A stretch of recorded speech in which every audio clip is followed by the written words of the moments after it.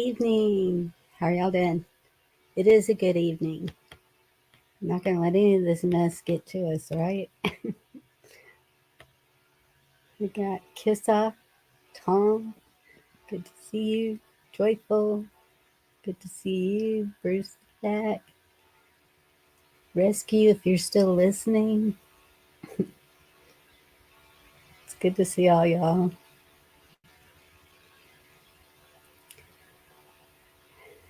Amazing day, huh?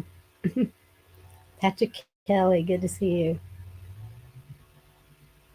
Yeah, I keep watching. They just started the voting again. And as long as people keep voting for Donald's, it's going to keep on going. And Chip Roy is backing Donald's. I didn't know anything about him, and he just gave a little bit of background. He was raised by a single mother. He became a Christian at 21. And he totally backs him. He's a good friend of his and likes his way of thinking and thinks that he will be for the people, not the House. So I don't know. I mean, we know Donald's is not going to win, but still sounds like a pretty good person. Possibly. We all know what they can say and what they can mean. Thank you, Patrick Kelly. So, wonderful, wild West Virginian. Hey, Carl.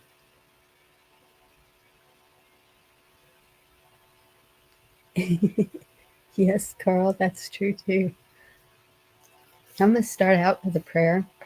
I think there's a whole lot to pray about. Been praying.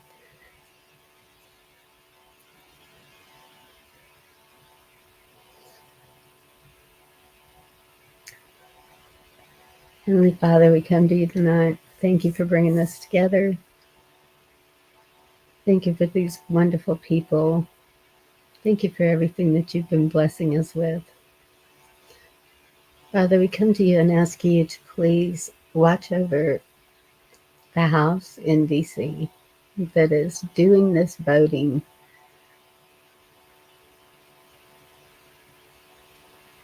And we ask that you just maybe put a little finger in there and help us out a little. Lord, I ask you to please keep everyone who's in the storms ways, the paths safe. I know Deanna is having some pretty bad issues there with power outage and Father, I just ask that you put peace in her heart and let her know you are there with her with these earthquakes. I know that that's really been heavy on her heart, and I just pray that you lift that fear from her. Lord, I ask that you just bless everyone that comes through here tonight. Let us get something through you.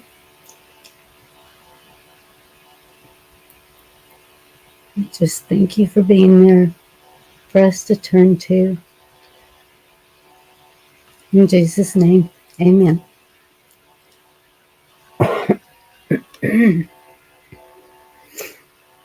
Absolutely, Tom.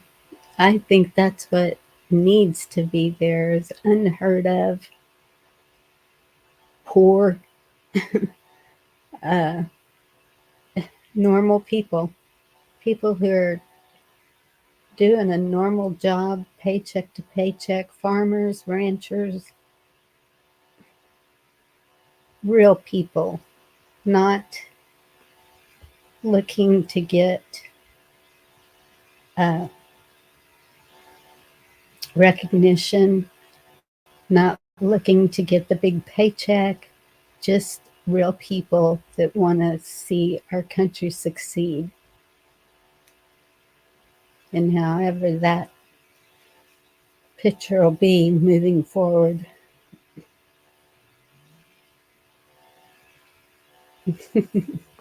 Yes, absolutely. I'm going to drop the link in case any of y'all want to come up and chat. Y'all can tell my voice changes daily. I think it's cedar fever time or something. It just, something's got the allergies going. Walk around here sneezing and talking funny. Hey, T girl, good to see you.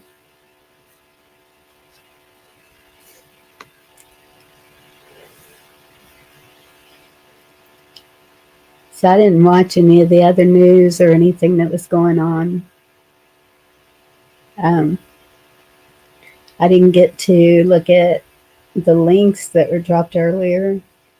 Bruce, I want to thank you for helping me out with the earlier show. That was good. I mean, it was good for me. I learned some things from chat and Bruce, and I didn't know about the 218 vote. And there's Josh. Hello, Josh.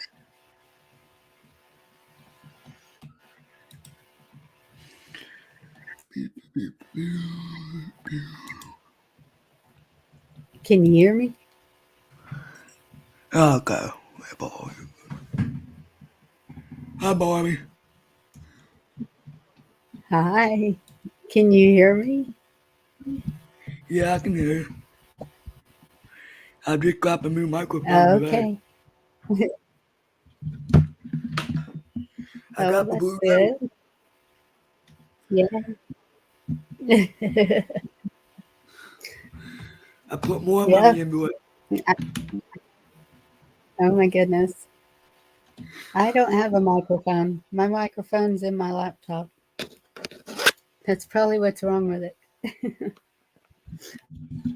I just bought the mountain bracket so I can put it on my desk, put it high up over the desk.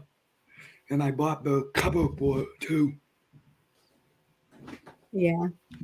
I spent enough money on Amazon. I don't want to spend any more. There you go. So what have you been up to? Oh, causing trouble. Went on earlier and just kind of threw my frustrations out there about a few things. It's a wonder it's still up. Yeah. Hi, everybody in chat.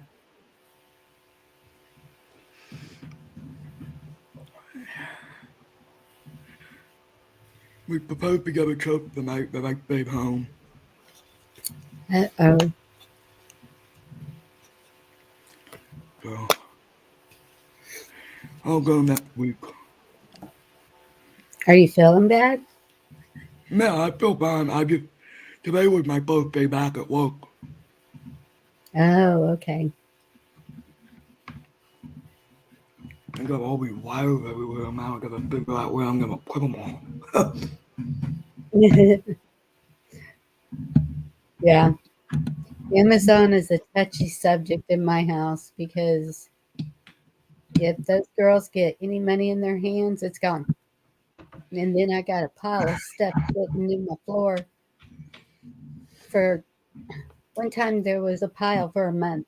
And I said, if it's sitting in my floor for a month, you don't need it very badly. Send it back. So it disappeared.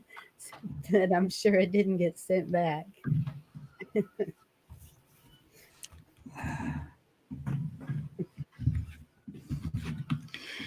Too many wild.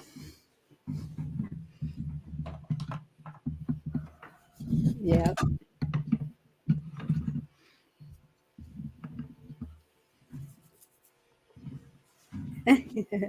When do I yell? That I can't yell. I can try all day long and I cannot yell. I think that's why I can't sing because like I can't get my voice any higher or louder than what y'all have heard. So I just tell it like it is. If you look way back there, there's a video when there was a lot of conflict in the YouTube community, and I got on there and I was fixing to go to my mama's, and I was dressed to stomp around in the chit. And so before I left, I said, "All right, I'm dressed to step in the chit, and we're going to talk about the chit." And I kind of went off. Told everybody, we're all wanting the same things here. We're all wanting to reach the same goal in the end of this. We have to get along.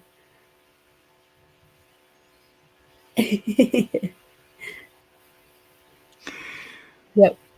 Kiss off. I have a lot of friends like that and a couple of kids. They can yell. I can't even yell across the house. I need a bell or a baby monitor or something. I never realized how much money it costs to run a YouTube channel. Ugh,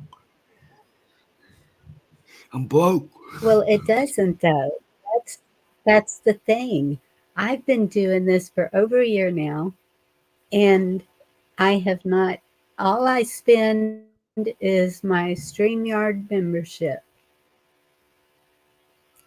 You can make it cost a lot if you are inclined to do that, but I don't have the money to do it, so I just is what it is. Yeah,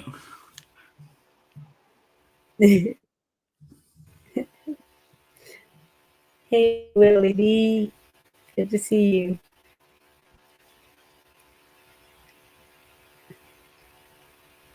Yes, I, Carl, I have noticed that with the oversized boxes, and I'm happy about it because I'm using them to move. I bought two of these for $89. One for here and one for my aunt. Two of the microphones. Mm-hmm. Okay, Josh, if you're my adopted child, does that mean I can scold you like a child? No, No.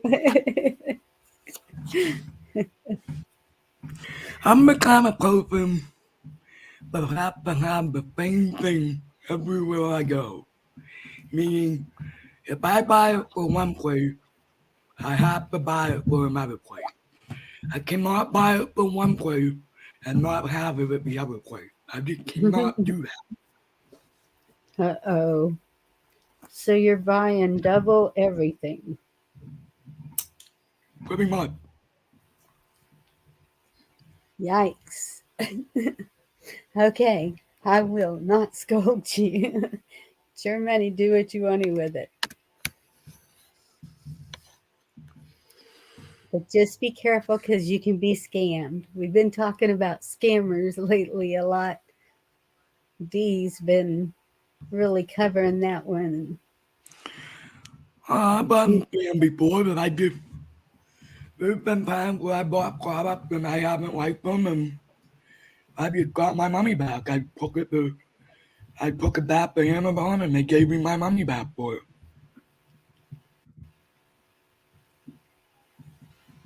Well, that's good.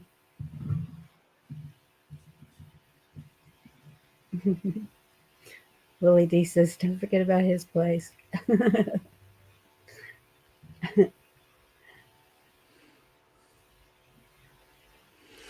My problem is I see people like me and Rescue and a couple other friends that I know that I follow.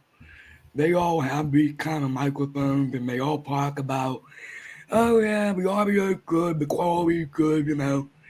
And then that makes me want to go out. That makes me want to go out and run out and buy it. Uh-oh.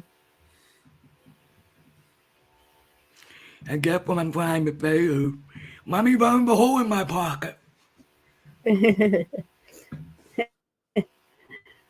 Oh, Tom, don't mention green screen. You don't need a green screen, Josh.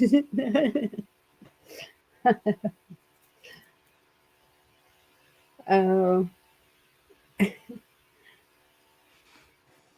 yeah. No. You know what I gotta have? I gotta have a my buddy heater. It's still on my list. Haven't ordered it yet. And I gotta get a home.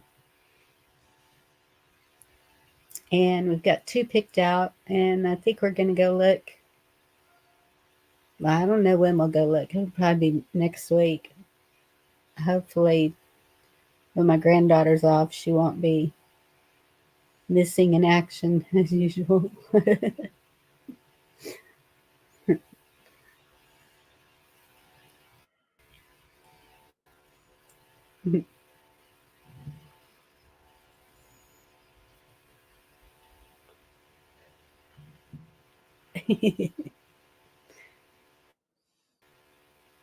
There you go.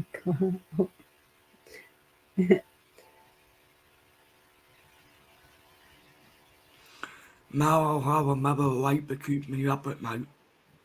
Because when I put it on mute, the light blinks on and off. Uh-oh. You can't just turn it off? Nope. You have to unplug it if you want to turn it off. Oh. Oh no.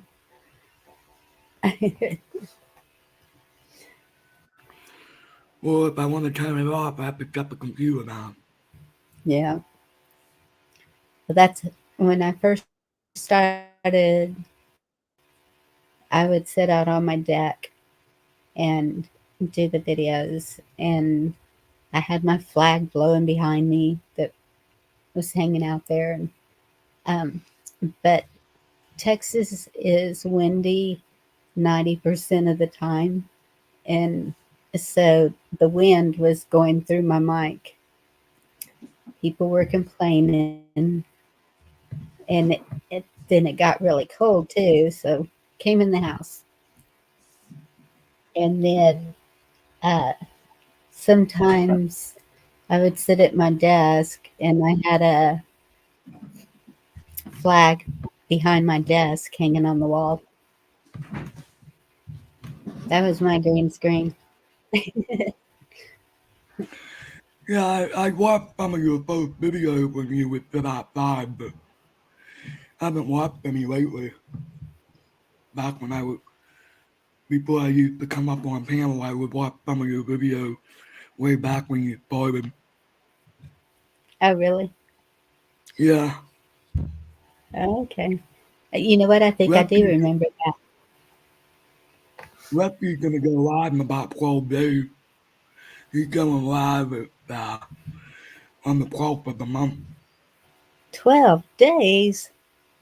Well, he's just taking a break, isn't he? That's good. Probably needs it. A heat hog. Hmm.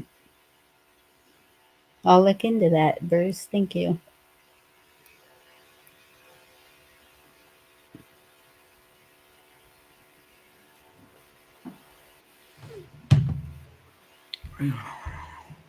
Oh, goodness, Kiss Off. They're still there.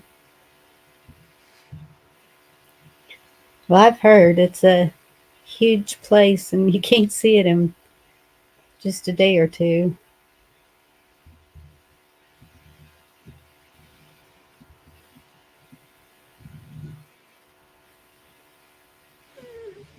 Magic Kingdom. Where's everybody at tonight? I don't know.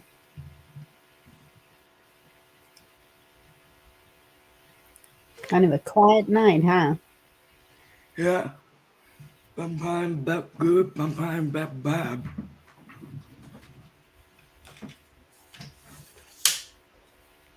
Oh, Even, that's good. even got my own tripod. A tripod too. My daughter bought a tripod not very long ago, and I was like, "Hey, I could use that sometimes whenever I don't have my laptop." And she just glared at me. And the other night, I heard her banging on something. I went in there and I said, "She's sitting there banging on that tripod." And I was like, "What are you doing?" And she said, "Oh, this one part bent and broke." It was broke. She was trying to break it off the rest of the way. And I said, "Oh my goodness, you just bought that." She said she got it fixed. I don't know.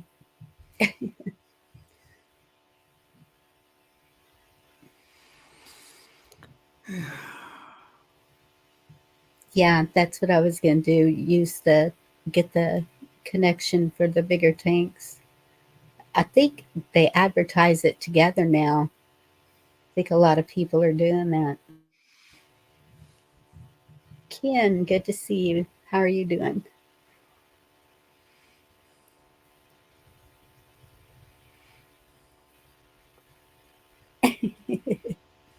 Can't shoot your phone, Carl.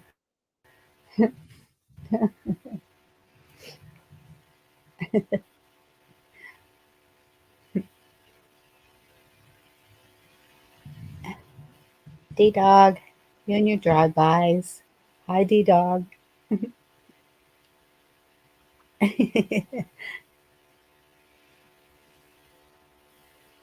Kissoff said, "Josh, you going into the movie business?" Yeah,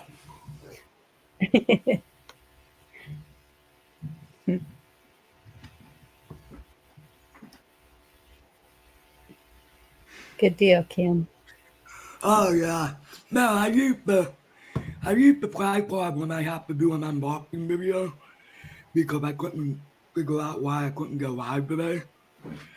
And I had to reinstall my OBS and everything. It was a mess.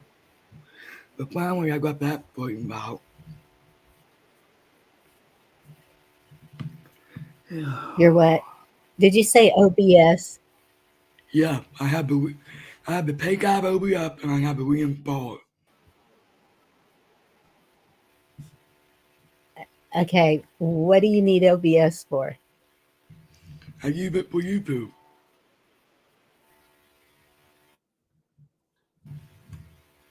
What does it do? It helped me broadcast the webcam out over YouTube. I take it you don't use OBS? Nope.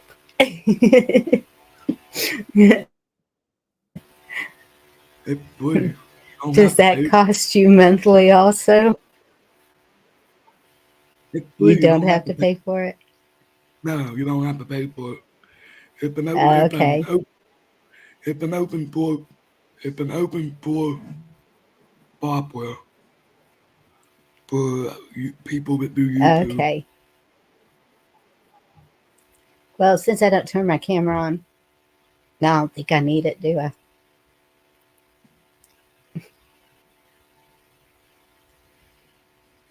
The only thing that I wanted to get ever since I started doing this was a GoPro for when I was doing videos of things to share with people. Oh, looky there. Hey, Rescue. Hi, Rescue. Okay, it might not have been me. So you're the one that did this. No, I just was like, I wonder if she would just go ahead and it's like, yep, she just put me right on up there. And it's like, you got to do the camera thing. You never know.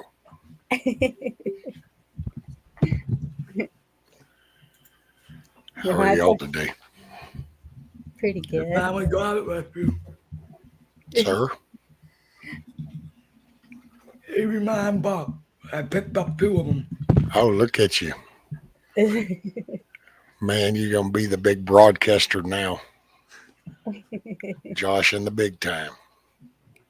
That's what I thought you were saying. It might not have been you because he was saying rescue's got the mic and he was talking I even OBS picked and up the then he's got his cover for it.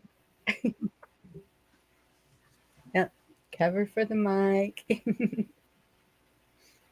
Hey, I just got some little cheap Amazon thing whenever I started to do this, and it was like, well, okay, so I went to Amazon, and it was like streaming thing. It's like, here's this little boom arm, this mic, and it's like, okay. I am gonna, uh, I might be live like once or twice in between now and I don't know, next week anyway.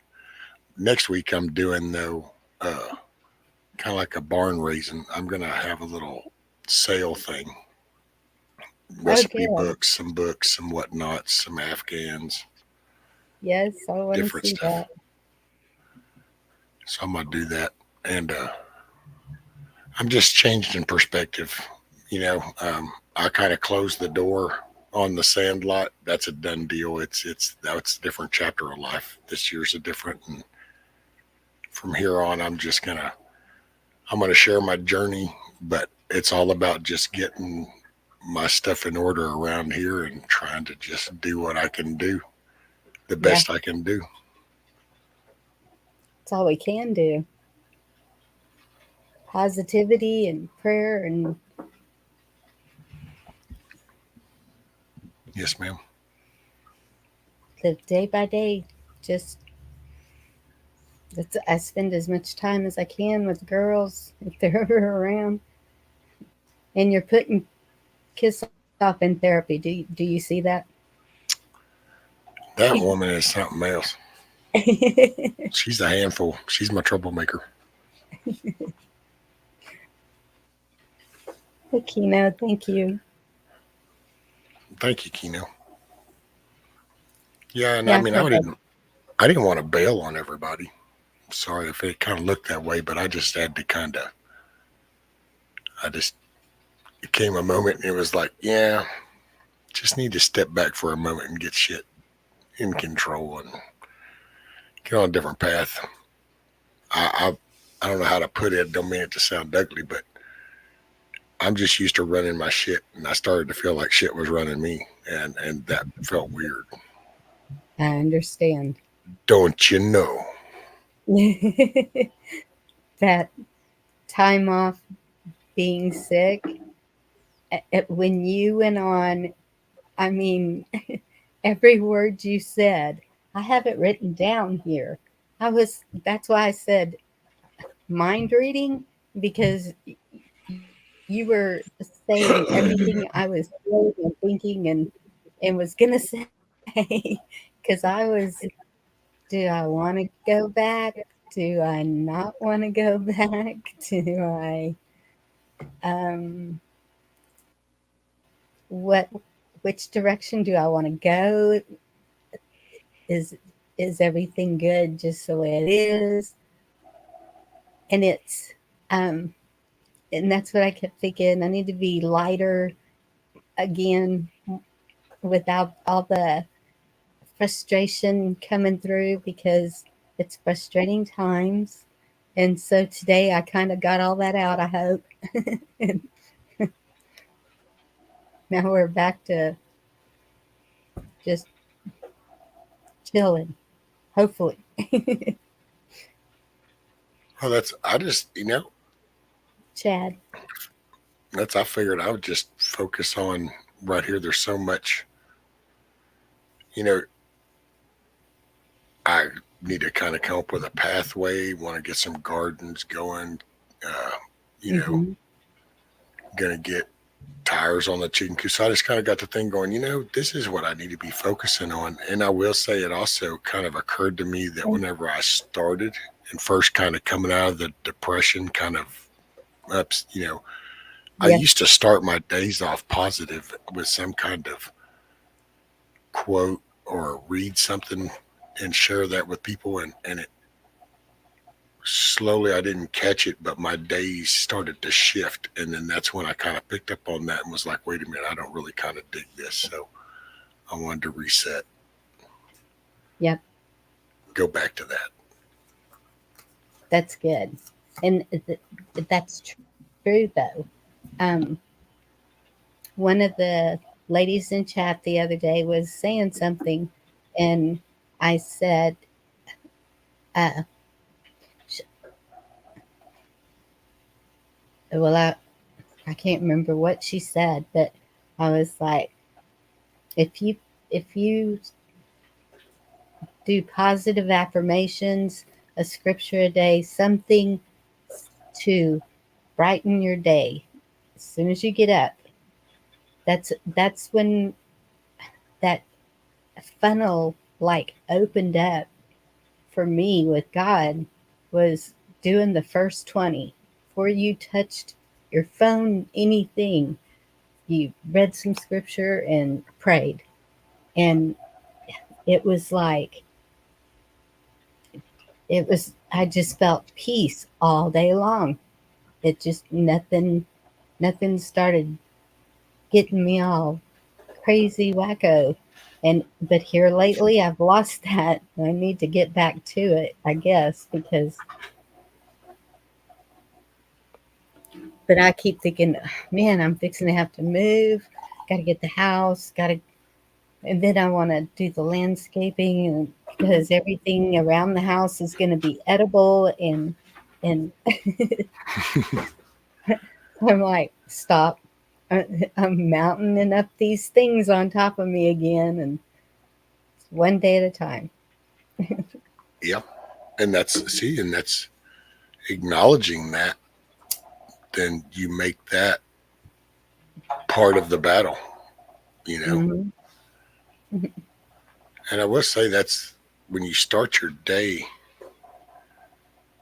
because when you first wake up, your mind hasn't you haven't had a chance to latch onto anything and kind of start to pick up the ball. And if Yeah. you pick up something positive and start to run with it, well, then as you go through the day, you'll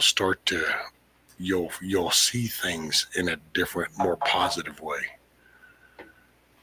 And so, where if you start off in kind of a shitty frame of mind, then everything is just got that negative vibe to it. It's like, the dog didn't come fast enough. The door hung up a little bit more than normal, or there's always going to be something, because if you start your day on that negative side, then that's you're going to get what you find, what you look for.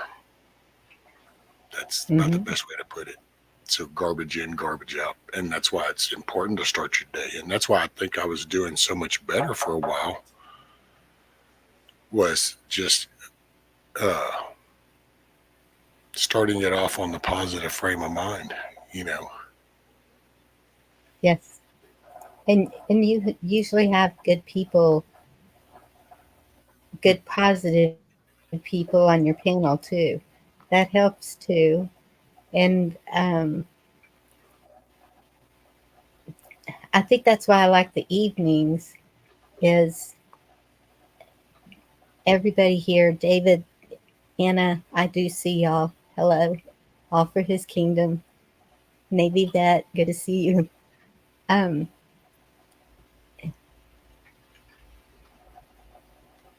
it just it's like it just feels so good to just sit here and talk to friends, get relaxed, and then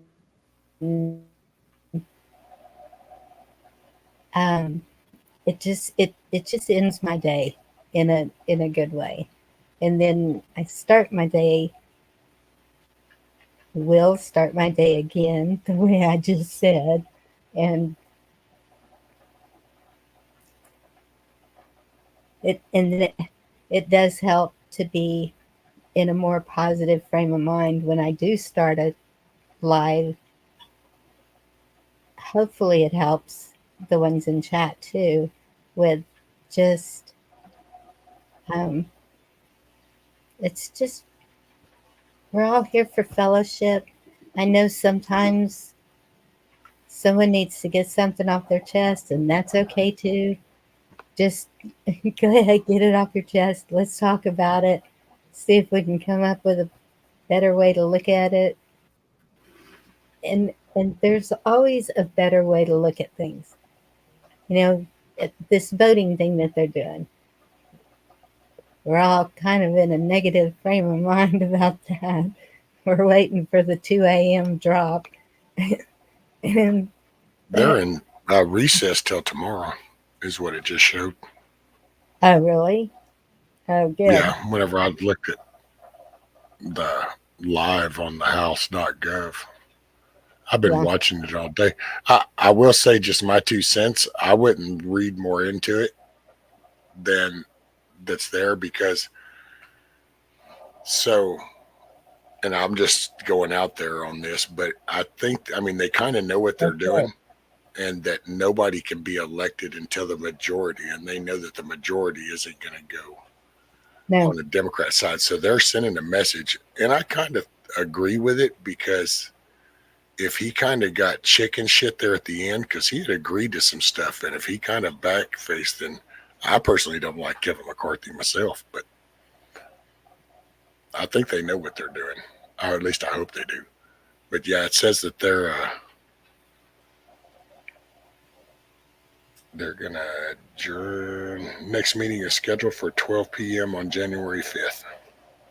They adjourned at 8:25:36 minutes. Good. By the way, if anybody's interested in that, you can go to live.house.gov. Okay.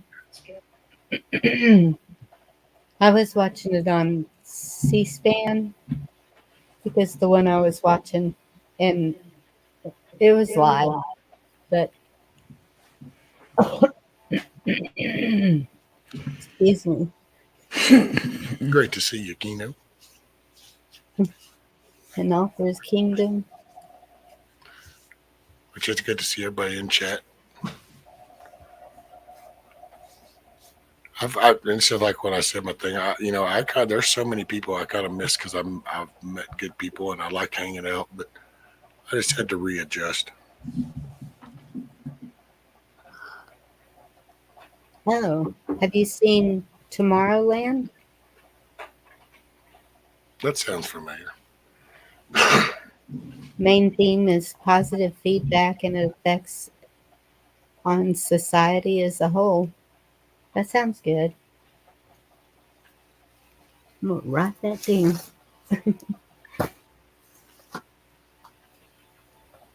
My memory stinks. Tomorrowland, is that the one with the chick, the little girl that's actually not the girl and the boy? And I think that's, can't remember. Kiss off. Rescue, just a small note. Thank you, morning suck. Okay. You're welcome. And you make them better, is probably what she's saying. Well, just take this time and go sit with Chuck and y'all watch Fox together. And y'all have a little together time. Just you, Chuck, and Tucker Carlson. How's that? There you go. Tucker Carlson. Does she like Tucker? I do. Oh, she she doesn't like Fox at all. No. But Chuck, her husband, does.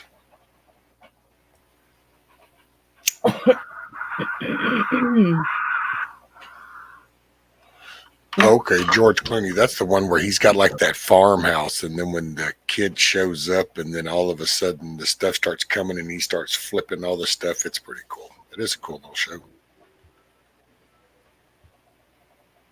Yeah, okay. And it's the and I don't mean no I need disrespect, but to. it's a typical futuristic movie. Have you ever noticed every futuristic movie never has us ever working anymore? Like if you watch Star Trek, nobody really works. If you watch Star Wars and you look in the background at supposedly the city people, nobody works. Nobody works in any of the future movies. They just walk around and they carry shit. They carry tablets or something all the time, but they don't do anything. Huh. Well, that's kind of scary.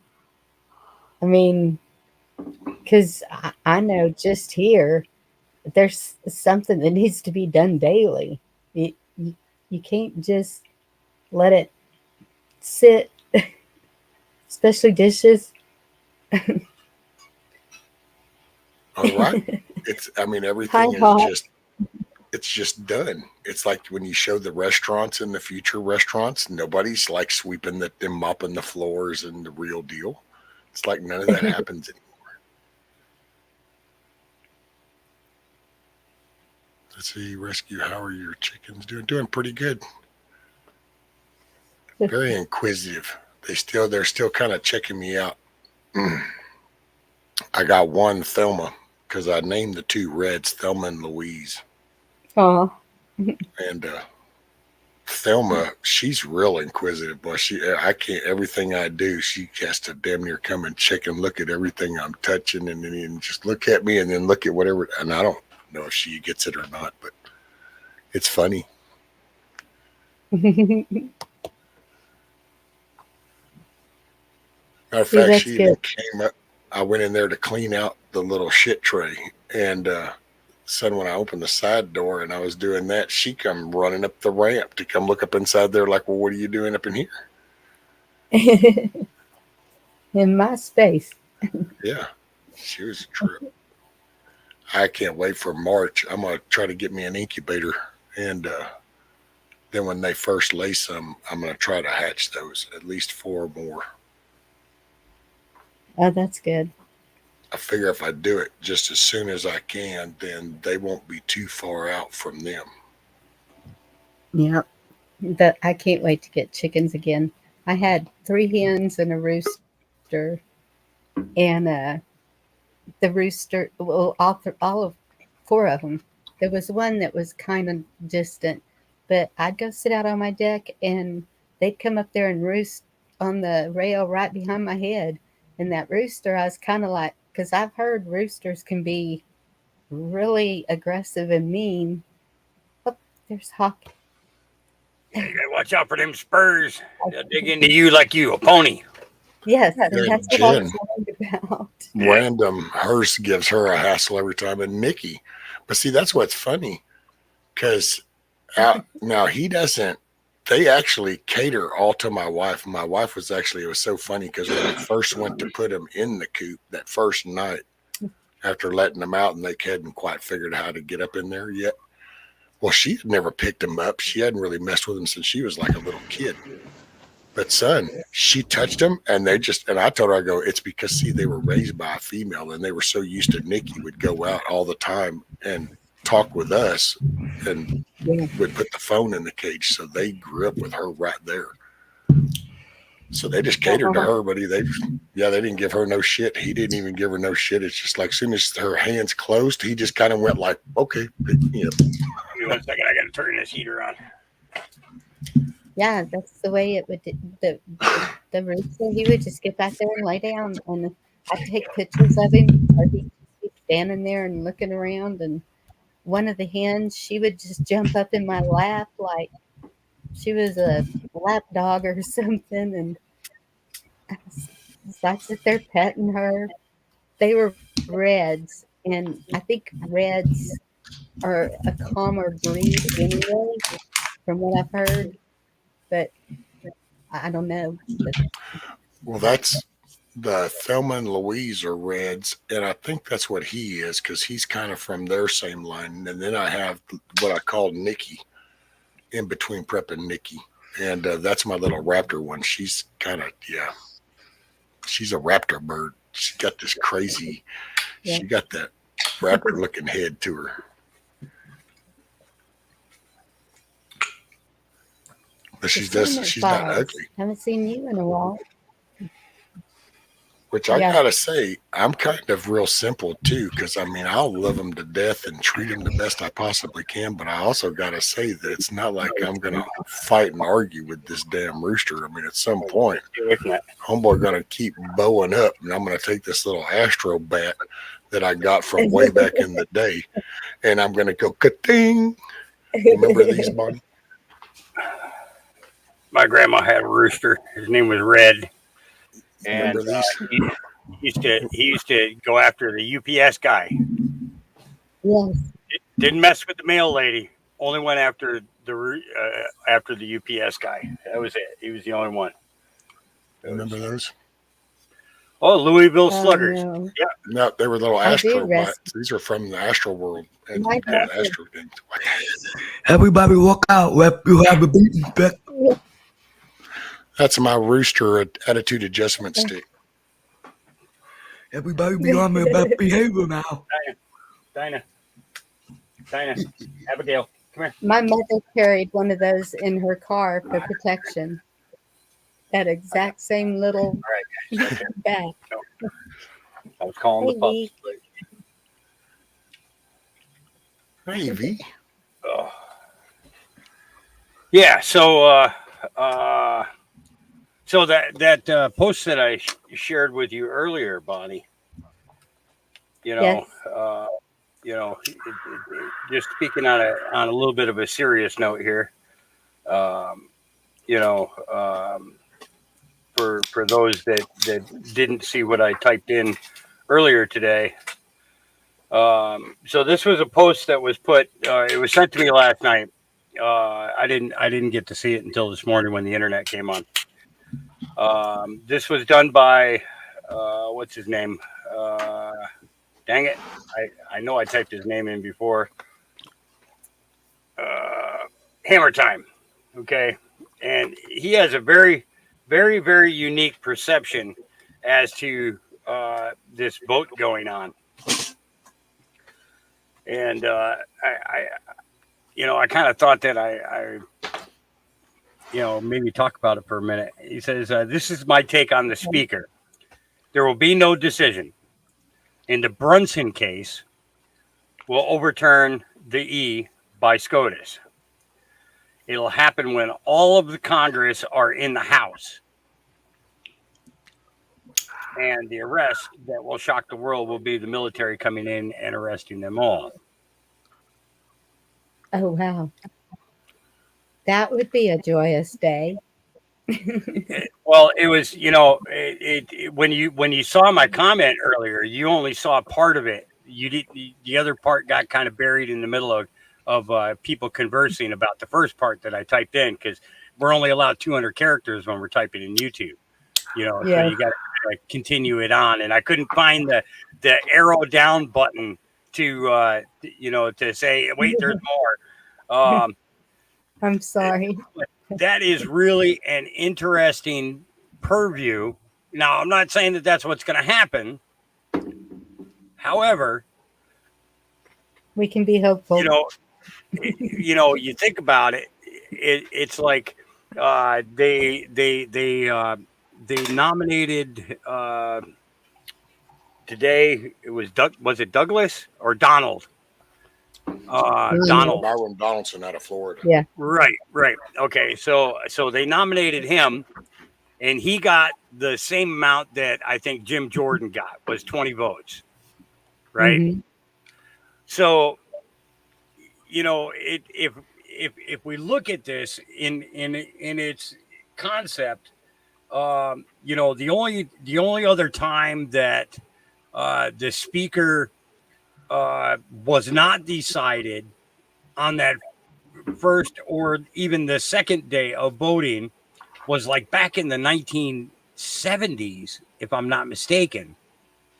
It's been a long time. I think, It's been more than 30 years.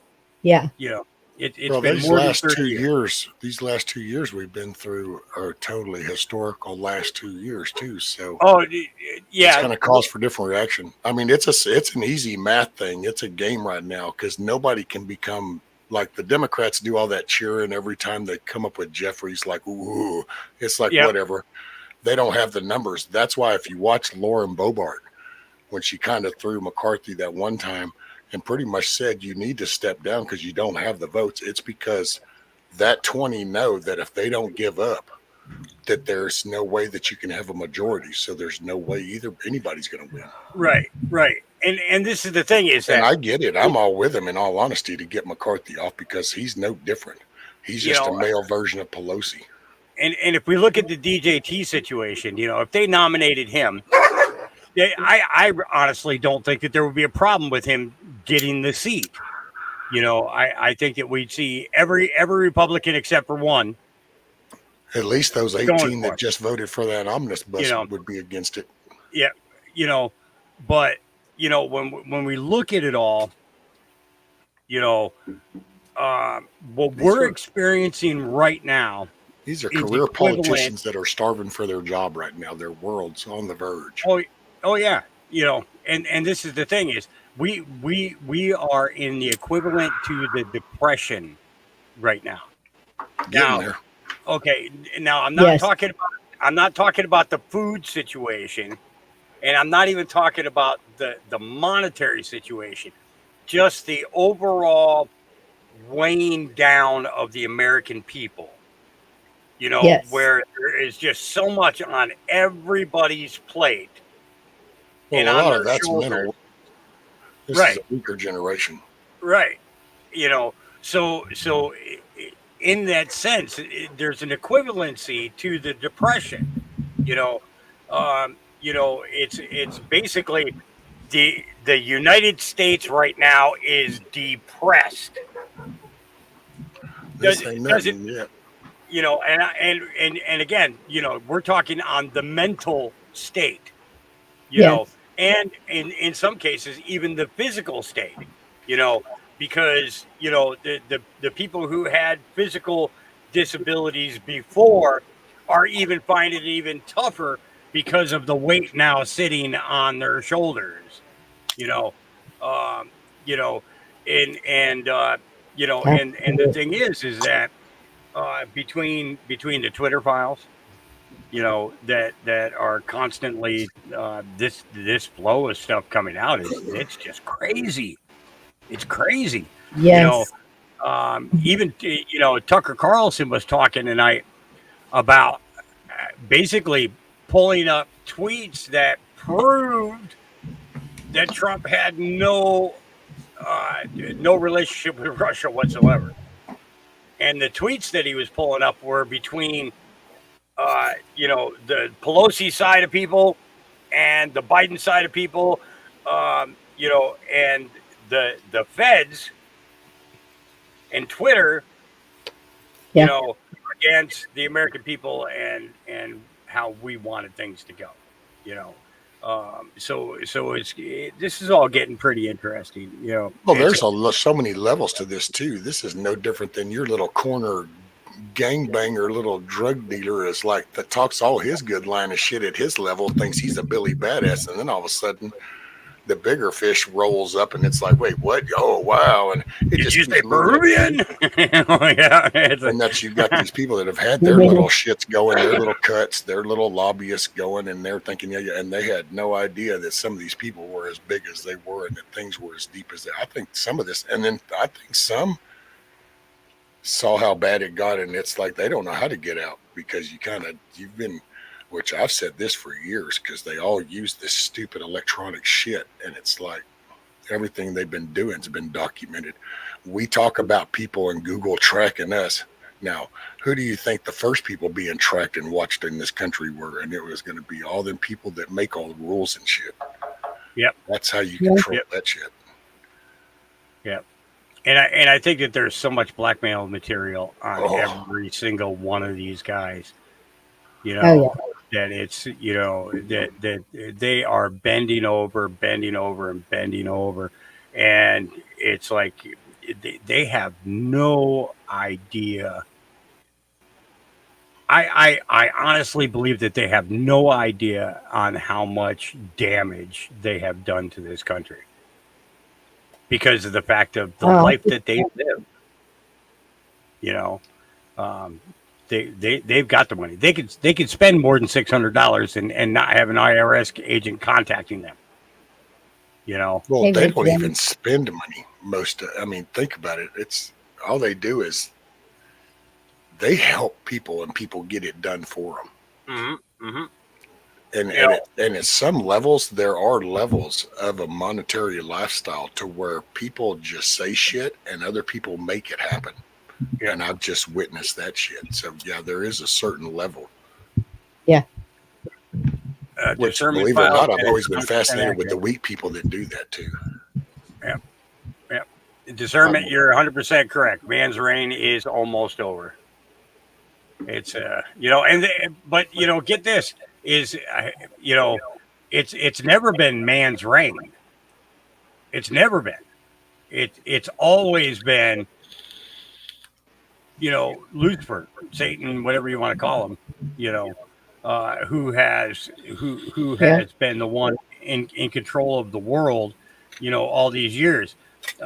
It's through people's relationship with their higher power that that good things happen.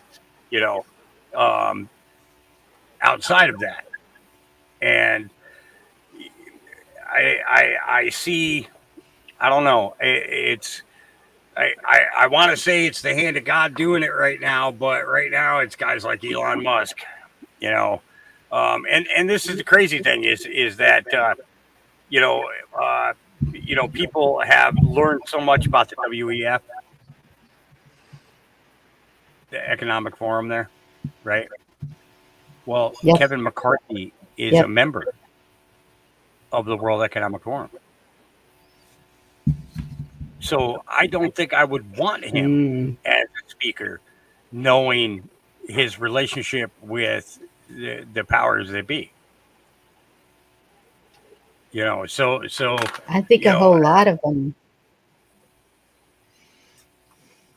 I think Because that's their look at push. the like John Dunning was saying earlier when I was on. Uh, um, how many of them with dual citizenships that are up there? How how does that happen? That's Well, I never. think that's a lot of with inter travel when you have intercontinental travel and stuff. Then if you're like, I have friends that actually have that with Australia because of the environmental business side of things that they're in on pumping and stuff, that they'll go back and forth. Well, So it can true, happen. but I you think look some at of the the big one push here lady. is whoever the speaker is, they dictate the committees. That's why for 2 years nothing's happened, nothing's been looked at, yeah, nothing was investigated, nothing was ever done about anything because she was sitting in that seat and she wouldn't allow it. And I think that's why those small few are so intent on getting Donaldson. At first, see, I think they were kind of half cocked. That's why they threw Jordan. But then they're like, if you throw Jordan in there and he does become a House, then who's going to be over the Judicial Committee? Because that's what he really wants. He is so chomping at the bits for Fauci and all them. He wants it. Yes. So they shifted and they went with Donaldson because he is solid and he's a good dude. And he's actually, I think, legit. I personally think that. I'm not a politic kind of guy, so I don't dig, but I just kind of looked a little bit to him. And about 10, 12 years ago, he was a Democrat. And the grassroots, the T grassroots, is what kind of got him thinking, and he switched. Well, to me, that says something. You know, it's like, okay, he was here, and he thought that, and went here, and he's been here over on this side since. mm. You But know, see, so looking at Jim Jordan, it's like, you know, everybody wants to nominate him, but you know, but this is the thing is that if he takes the speakership, he can't sit on the Judicial Committee. right? You know, No, that's why it's just. and honestly, that is where he needs to be. Oh, he's so Yes, it weighty. You is. know, He's got it. I mean, he's hoping. as soon as that day hits, he has the whole stack. He's ready. I've been watching. Yep. Yeah. Yeah. Now, what would be a good one? Devin Nunes. It doesn't have to be an active member of Congress in order to be the speaker. Yeah. Devin True. Nunes. Now I understand he's running Truth Social, but the fact of the matter is hey buddy, your country needs you. And Chip Roy would be badass though. Yeah. Now there's another guy too, and this guy I'm not sure what his name is, but when he talks, he sounds like he's definitely out of either Texas or Louisiana. Bald guy, glasses. Little Louis Gomart, he's not there no more. No. This guy is. When you hear him talk, you definitely you can tell the guy was military before by the way that he speaks. I wish I could. Well, just so we're clear, too, Crenshaw is a piece of shit. So Crenshaw. Yes. Dan Crenshaw, he's a Texas dude, and he is. Dan Crenshaw, he's the one-eyed guy, right? Yeah. Yeah, he's a turncoat. Absolutely. And I gotta say, I was a little disappointed today because while I was watching it today, if you would have noticed, that was Latrell that you kept seeing behind that Republican podium. That every time about Kevin McCarthy, and he would clap when Carmichael got up there, when all the different. Yeah. And I'm like, man, dude, really? Really? Are you not just looking at simple facts of that dude is career straight up politician? Look at what he said. Is it Doug Collins, Hawk? I'm doing a search on the current list of current okay. Yeah, it's a. I left so long. And each of them should have a. Yeah, I think Jordan would be good right where he's wanting to go. Chip Roy,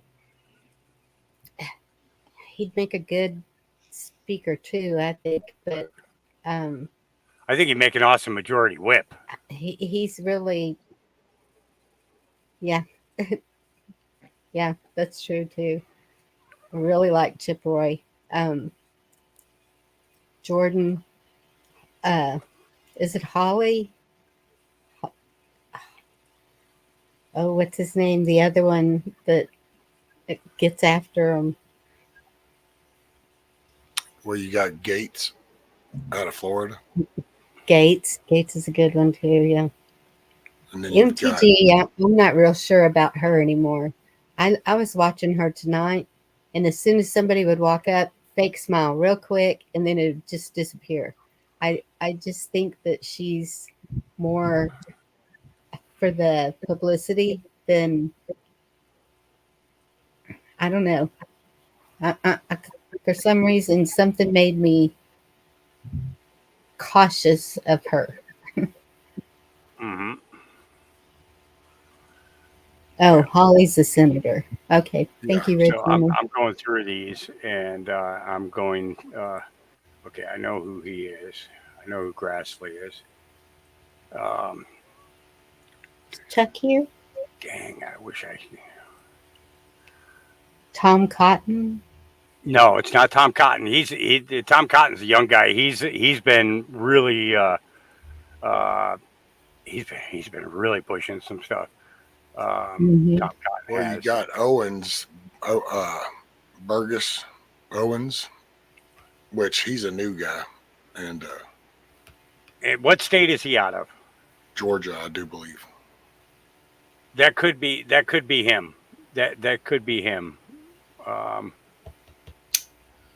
Hold on. Oh, okay. But he's a freshman. He's an older black guy, but he's a freshman, a young guy. This is a white guy. This is a white guy. Is he a little stocky dude? He's yeah,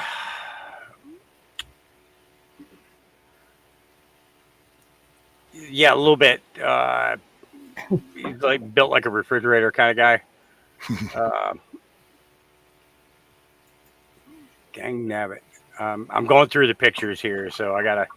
I have to go. I have to go name by name and then close it out. But this guy, he's been speaking, quite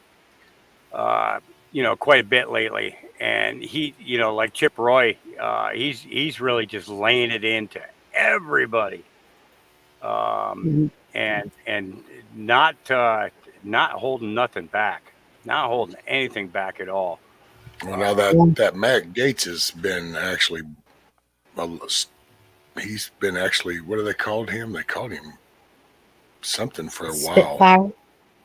Was it the Spitfire or something? And Yeah, see, I I don't don't, know. this is the thing. I do not trust Gates at all. Matt Getz, I do not trust him one bit. Just oh, Yeah. something about him, just like it's hard to explain. Just something about him just makes me almost turn him off um, as quickly as he starts talking. You know, um, even though he's pretty good at questioning, things like that.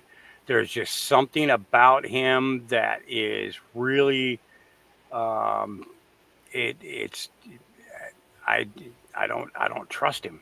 Um, Mm. I have to see more out of him than just the talking.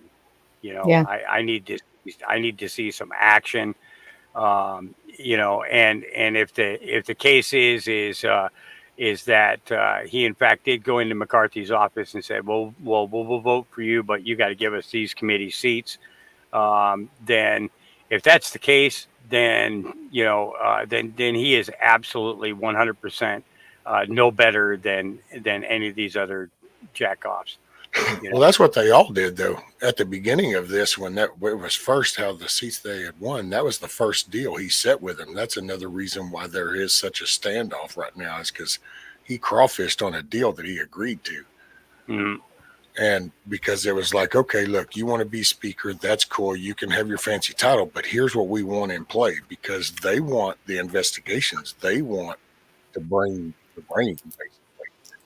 And he started crawfishing. So then that made them go, oh, we see what's up. So now they're holding their ground.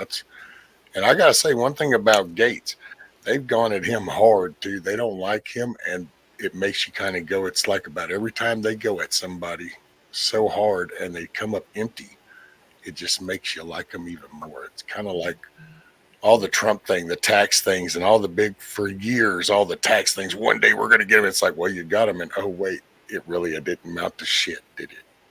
yeah. You see Was if the they're dude you're talking about is Moran? Could it Well, be and him? that's if it um I have to find dang it. Photos. Oh, if it went the way you were saying. Who was it? Hammer Time. yeah. If it went that way, clean house, start all over again with paper only. Yep. And Not get some that's real been a people. yep. Hey, Gary Lake's fixing to have her hearing. I think it's the 14th. They're going to have a three judge panel that's actually going to listen to oral arguments and stuff. That'll be a good one. Yeah. That's a good case right there, buddy. I think sometimes people forget too, because we see things and we've gotten into such an instant gratification train of thought. But when it comes to a legal field, legal shit, it always takes forever because it's just the legal process. And it's so some of this shit has been taking a little bit to come out, and it'll get there. And I think that's why this is going to be a crazy ass year. Yep. Yeah, I 100% agree. And this is the thing is the new congressman can't even be sworn in until there's a speaker. And I hope they hold out until he gives in and he gives up that spot. because it is time. It's time for people to. It's and I've said it actually a month or two ago. It's really coming a time for everybody's yes to be a yes and your no to be no. And this whole happy gray area kumbaya shit, it's really not that simple no more. So it's really becoming there's good and evil, there's right and wrong. It is what it is. And they need to come to that terms. And it'd be nice to think that that's what would happen if they keep holding on. And the donations should not, no donations. It's No. not about how much money you've made, whether you make the top pick or that. That is just wrong in every way, I think.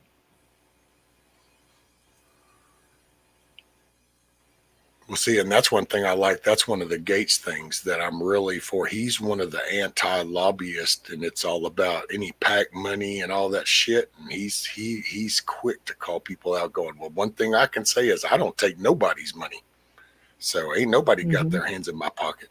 Yep.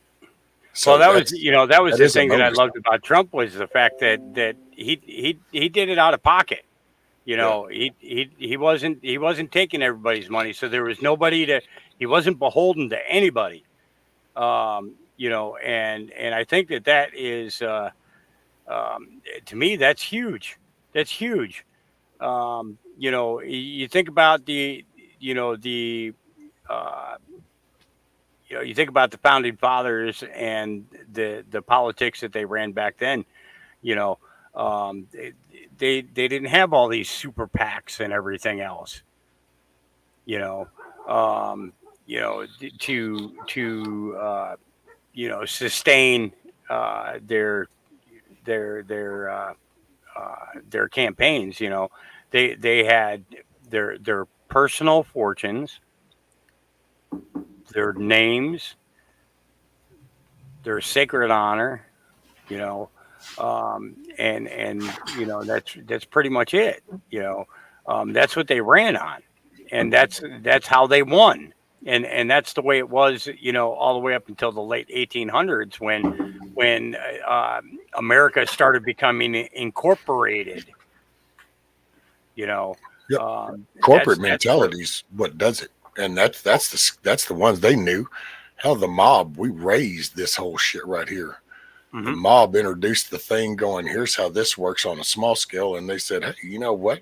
We've got this patch of land. I guess we could do the same thing here. And all of a sudden that was our government. And those lobbyists set up shop. They live there. That's who actually lives in that place, is actually all the lobbyists that go in here and cater for all the shit. You wonder why some projects go into pause, because a company gets set up to go into this and start laying a whole transmission line or something, but because of that lot that they're going to cross over, somebody says, oh, wait, this is where somebody's buried. You can't do that no more. Mm-hmm. And that all of a sudden triggers some shit up there. And then next thing you know, everybody latches on bills and all kinds of shit. And so guess what? Never happens. That transmission line never happens. Yeah. We're so polluted down with shit. That's why I personally I think part of the first step is a smaller government. Let this go back to states. Yes. Board of Education, don't need one on a federal level. Nope. No. There's no need. Honestly, you from what we've seen, we don't even need them on a local level. It should be your community, your county. Yes. Your county, your town. That's your area. You have what's in your area. Yeah. Teach your kids. That's what got us here. Yeah. Show us the books whenever you're fixing to start school, when you do the parent meeting, and let us decide whether this is material that we want our children to see or not. Yep. But see, they don't like that, because then that means you have to enter into the entertainment mentality. See, that means you have to now propagate and run your town or your county in a very entertaining and welcoming way, because that way people stay and want to come. And so you can't pocket as much money and have your shit grow massive amounts, because if you notice, that's what happens. See, so then you don't have the good shit. Okay, I found him. You have shitholes. I'm going to do a share screen, and then you guys can tell me who in the hell this is. Well, if you found him, doesn't he have a name underneath the picture? No, there's no name underneath the picture. Oh. It just said the congressman, the Republican congressman who turned his whole city upside down. Who is this guy? He was a sheriff. That's not Texas. That's Louisiana. I think Is his it name is Louisiana? Higgins. Higgins? Okay. All right. So, yeah. But just to be clear, too, I actually think he's actually one of the ones that gave the McCarthy nominations at one point. I don't remember if that was ballot round 2 or 3 or something. But yeah. But this guy here, but you know, just hearing the things that he was kicking out there in conversation there in Congress, you know, he's another one. But I mean, he's brand new to it, so I wouldn't expect to see him going for a speakership, you know, because it's, you know, there's going to, again, it's a voice that you want out there that you know, that's going to be able to speak and not be held back because of the office that he's holding. You know what I mean? You know, when you're a speaker, you have to kind of step back. You have to take a back seat to certain things, whereas, you know, you're in charge of the committees and everything, but you don't get to participate in those committees. You know, and this guy, I've seen him sitting on a couple of the committees. And man, he's very very much like you know, Jim Jordan, where it comes to really going in for the kill for information. You know, well, whoever speaker controls the whole management and the traffic of the way that house is going to operate. So right. And just like you saw whenever it had the damn dipshit Pelosi up there, that whole narrative, none of the Republican things got introduced. Any questions they did were just quieted. Yeah. All the little mouthpieces like Lauren Brobart and Matt Gaetz, all them were stuck over to the corner. And she did the whole little, you know, voting by proxy. So see, whoever's in that seat, because I got to say, that's one reason why I would like Chip Roy, just for the simple fact that he's all about that, because he's been calling him out during this, going, well, one thing about this right here is guess what? It got 435 people in this house, didn't it? And it's kind of like, you got to give the dude credit on that. He wants him standing there. He wants to handle it like it's supposed to be. And that's what it needs to be debated. People need to be able to watch what's being said, watch how the business is going down. You got to right the ship.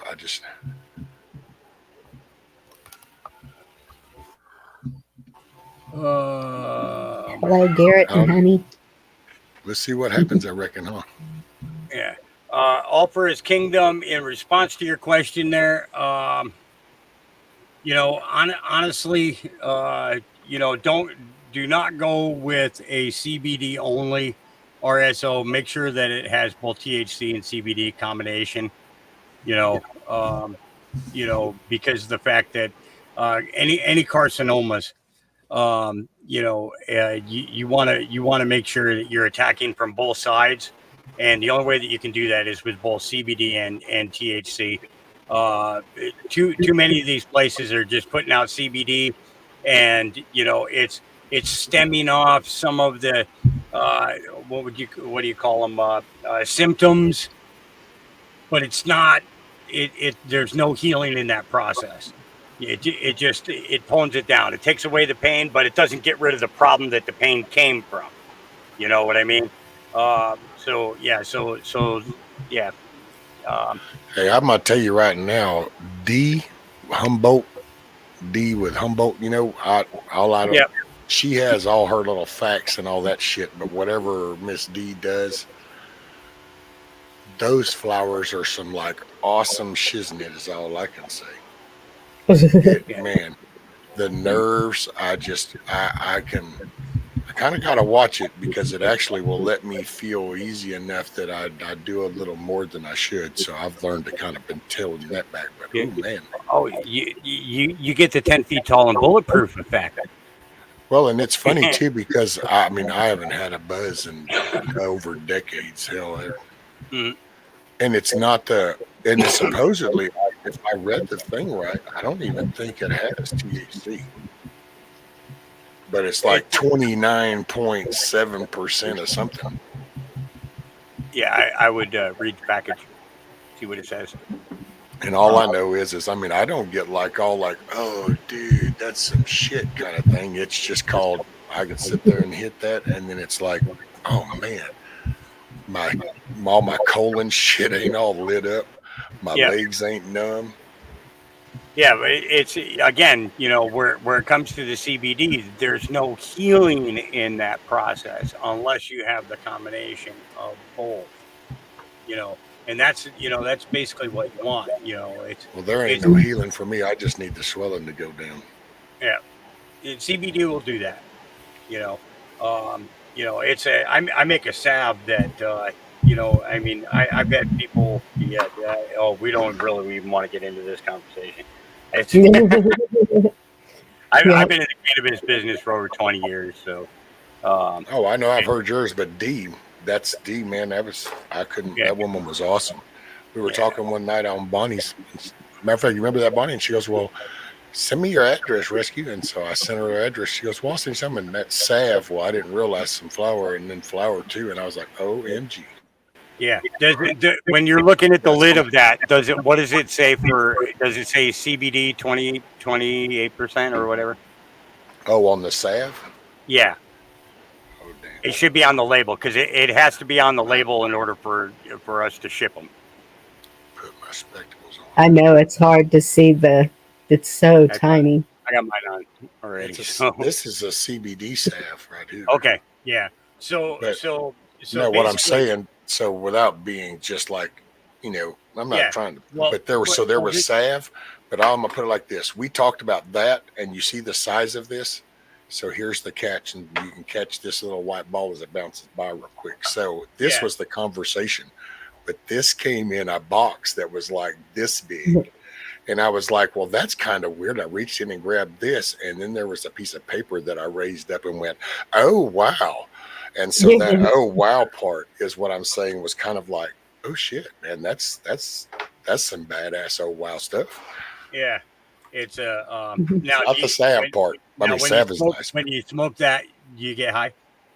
no, not No, really. I mean, okay. not. But So then I don't even from all this fancy dro shit that kids will talk about, like, oh man, this is like some what is it, glue shit, and then there's Gorilla diesel, and Glue. there's all this. And Yeah, I'm like, yeah, okay, whatever. Those little terpenes are kind of some bitter tasting shits, but that's what I'm saying. I ain't been. yeah. I've It's had a people try. yeah. There's a certain extent I'll go with hydroponics. Um, you know, and but soil wise, I want the plant pulling the earth up into it. You know what I mean? Hmm. So so when I grow a plant and it's 28 feet tall and 18 to 20 feet wide, and I'm pulling 9 to 12 pounds off of the plant. There's I can pretty much guarantee you that one or two hits off of it and you're fucking high. Um, you know, but where CBD is concerned, it's a totally different ball game, and but again, it boils down to it doesn't heal, it just deals with symptoms.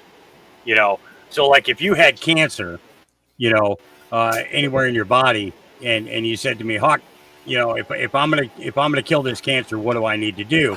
Well, I'm going to tell you that you need to use both, CBD and THC combination. You know, because basically what it is the CBD goes in and washes it out, takes care of some of the symptoms, but the THC comes behind it with the powerful hit.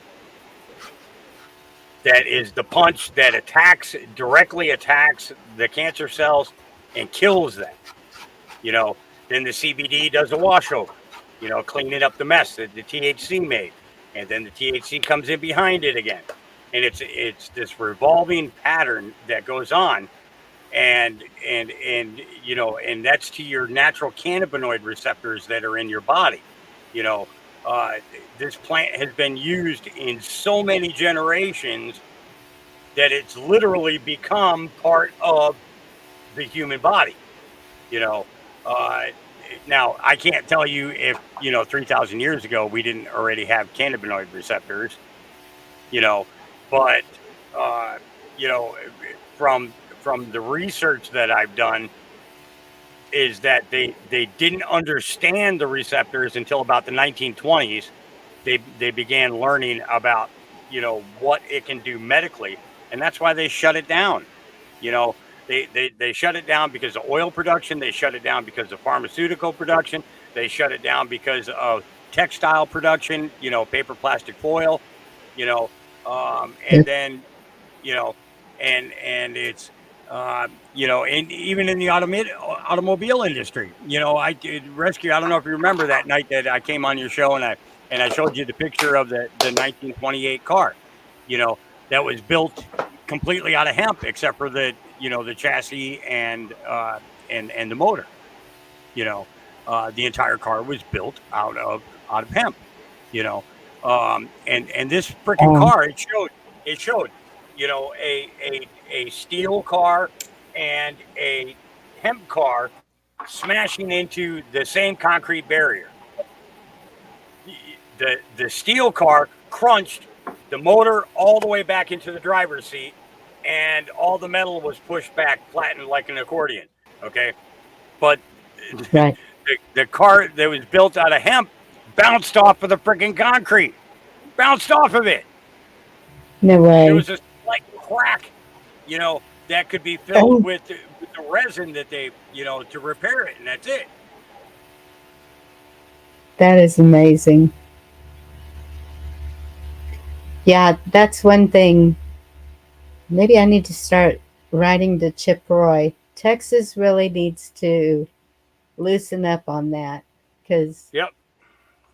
it is too strict here. I mean, just the small What you need amount to do is that go you armed get with caught facts, with. because you got to understand, where Texas is concerned. Texas is a big oil state. Yes. Same thing with Oklahoma, but I mean, it took Oklahoma 20 years of people going to them with research, with documented research, and this is where uh, truth over facts comes in, you know, truth Yep. over facts. Okay, you remember Yep. when Biden says, it's a truth over facts. Well, this is the thing is the fact of the matter is what the government deems is that if you're consuming, then you're out of their way. They think that your brain is fried and you're not going to be able to do anything in order to go against them. When in all actuality, the people that I know that are consuming are actually paying attention to what's going on. Yes, Because I see so there's many chat. yep, they're They're sitting all, back and they're watching and they're seeing everything. They're yes. seeing it all, and they're staying calm about it. Now where the research side of it comes along, it's a little bit hard to research when you're stoned. Because you start thinking about a cheeseburger, or you think about a hot dog, or you think about a peanut butter and jelly sandwich, or that bag of chips that is sitting on the counter. Different kinds of things like that. But the fact of the matter is that people are slowing down enough to look and to listen, and that needed to Yes. happen a long time ago. But what I would do is if you're gonna approach a congressman about about doing something in your state, Go to them with facts. Have all the facts. Get all the documentation and everything you possibly can get a hold of. You know, because you think about it like this: if Texas was growing weed, there would be no reason for anything to come in through Mexico.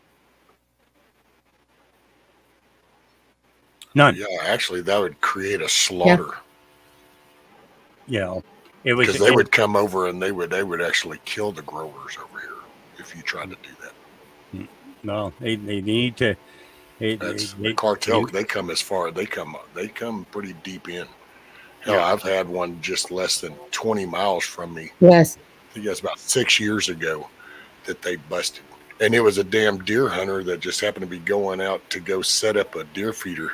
And he hadn't been out there for a few years. And as he goes through, he rounded the patch, and then he just opened this clearing, and there was 4 Honda generators. Water totes were all set up, watering lines. Plants were already about 4 foot tall. Yeah, and it was like guerrilla grow operations.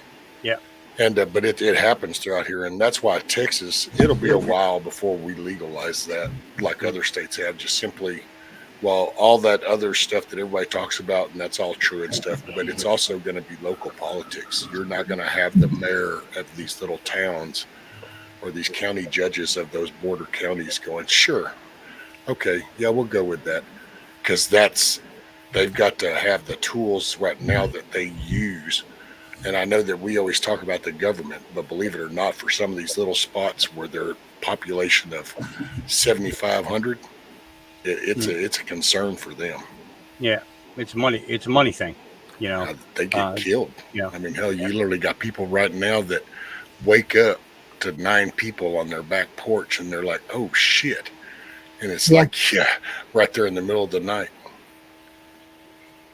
It's bad, and plus they're lacing it with the fentanyl. Yeah. If they can get that on anything, they will. Yeah. Oh man, they've been finding it in some of the craziest things too. Yeah. Statues that look like ceramics, like it's fresh, ready to pour, ready to paint type ceramics. But really, it's fentanyl that's been just compressed and poured into these slips. It's like, wow.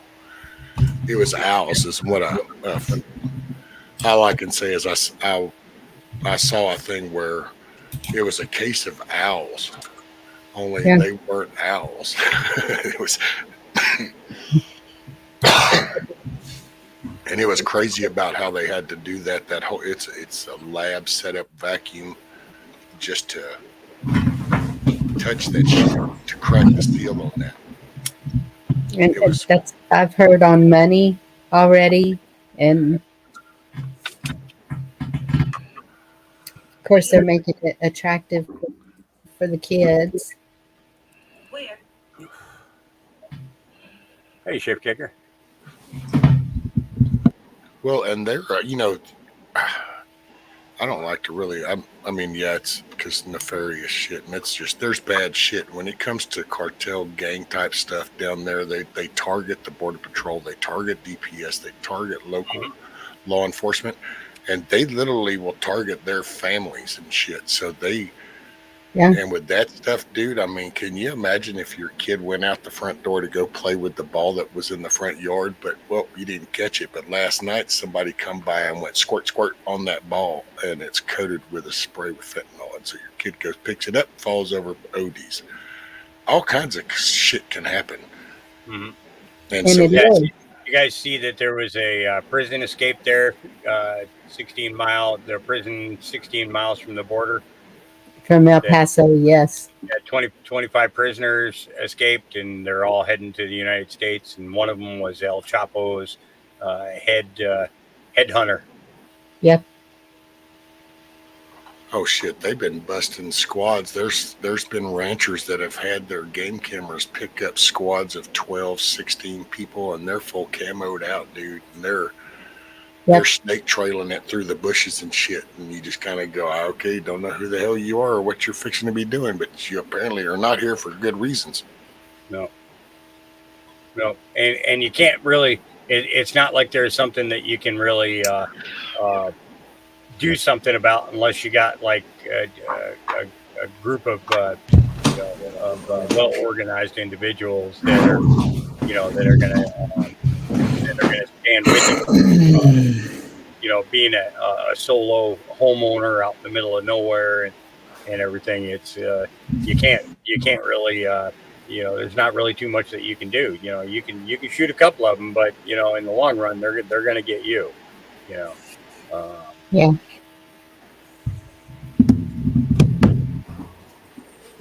No, it's Yeah. changing the way people think. It's changing human thoughts and behavior. It's bringing a moral compass back to things. That's what really changes any of this shit.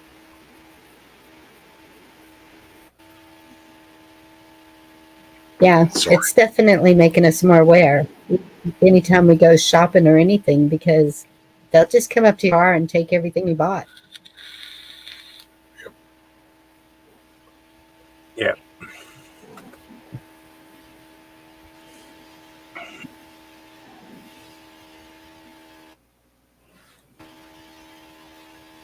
No, if they make it all the way up here to Oregon, I'm sorry, but you show up at my farm, my dogs will have you, and I'm getting low on food, so I'll let them. It's it's Maybe so. it's that simple. I need bones. It's that simple. My dogs need bones. Go ahead, come on up. Well, I can tell you down here, as far as what could be concerned, is you might find some of your dogs come up missing no harm. That's what you got to watch for. Yeah, people eat them. Oh Yeah. man, these dudes. Well, they've got this shit down to an art. Some people are just kind of like right now, and with this and the current politics, but like down here, the border thing and cartel, it's been a problem and a thing down here for a Years. long time. Yeah. And and I gotta say, it's not all hyperbole when you hear some of that media bullshit talking about how the cartels become really brazen and bolden because they have.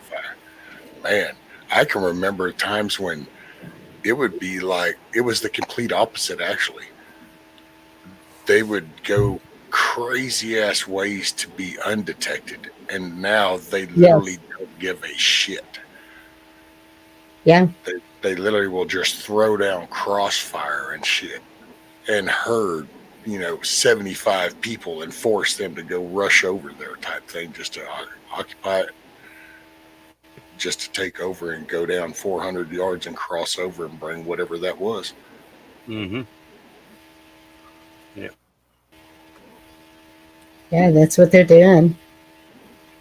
It's very organized, and it was always bad before, but the past 2 years has definitely amped it up when we're getting, how many is it a day? Thousands. Yeah. It's what used to be about 3 to 5 million is now about 18 to 20. Yep. Wolverines.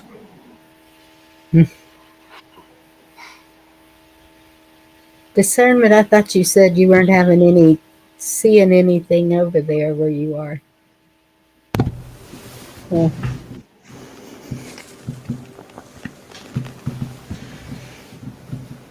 No.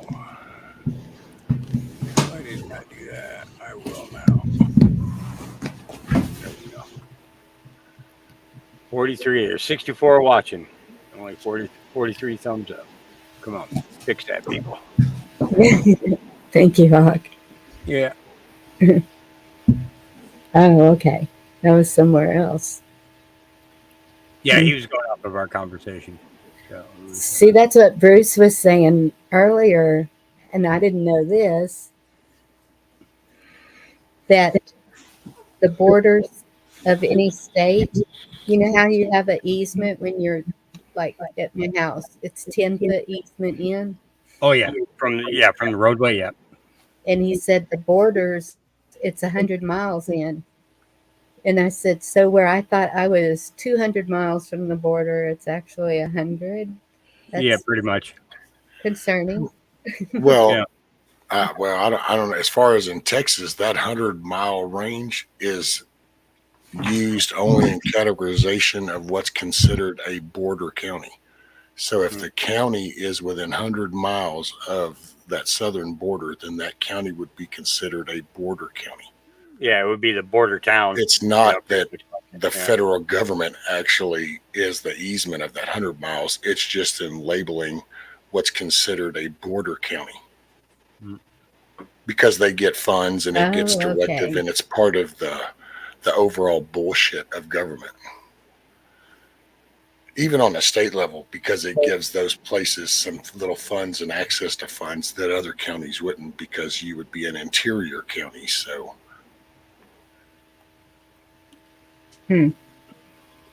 Yeah, Okay. it's I can honestly say it's definitely they've definitely moved up here because you know okay, so when I go out to go to my mailbox and there is a full steer carcass laying in my driveway, that's a Mexican hack job. Oh my goodness. And I'm not kidding. Yes. I'm not kidding. Every bone from that cow is in my driveway. It's still attached, and they just carve all the meat right off of it. You know, was it your uh, cow? no, next I'm door neighbors, next door neighbors. You know, it's I called them up and I surprised said they took all the meat. it was and so the tag that was on the ear of the cow it was on the ground underneath the bull or underneath the steer's skull. So when they picked up the skull, the tag was there. But the guy says you can have all the bones. I says I don't think I can stop my dogs. Honestly, I really don't. And so, so I went out there with a hacksaw and was out there for about an hour, just hacksawing. And I was like, this is not going to work. So I took the generator up there with an extension cord and my sawzall with a metal, with one of those all-purpose cutters, and Hmm. that cut right through it, no problem, no problem. I had bones for the dogs for about 3 weeks. It was, and I was giving That's them a new bone every day. that's great. Yeah. I've seen where other states have said it. It is definitely all over. Yeah, yeah, and that's all the way up here in Oregon. So Yeah. I'm 700 miles away from the Canadian border. You know, and when I was talking to the sheriff, knock on wood that our sheriff is a constitutional sheriff. You know, and when I called him up, he said call your neighbors, and I'll be out there in a couple of hours, and they were there was a sheriff here before that just drove by to do a quick inspection, eyes on kind of thing. But he called it in, and it was the head sheriff who came out, and he came up when he came up to the fence. He says this is a Mexican hack job, and I was like, what? And he's like, yeah. He says these are some hungry Mexicans who did that. They'll strip a cow down. They'll have that cow stripped within 15 minutes, completely stripped to absolutely nothing. And I was like, son of a bitch. You know, Yeah. it is such a shame. You know Hey, that. Bonnie, do you mind if I put a link in chat to it's a group called First Responders Media, and that's actually what they cover is all that the border stuff down there. Oh yes, definitely go Yeah, ahead. I think I follow them. Yeah, he Yep. also hangs out with Oreo Express, and they've actually been going right up and down the fence.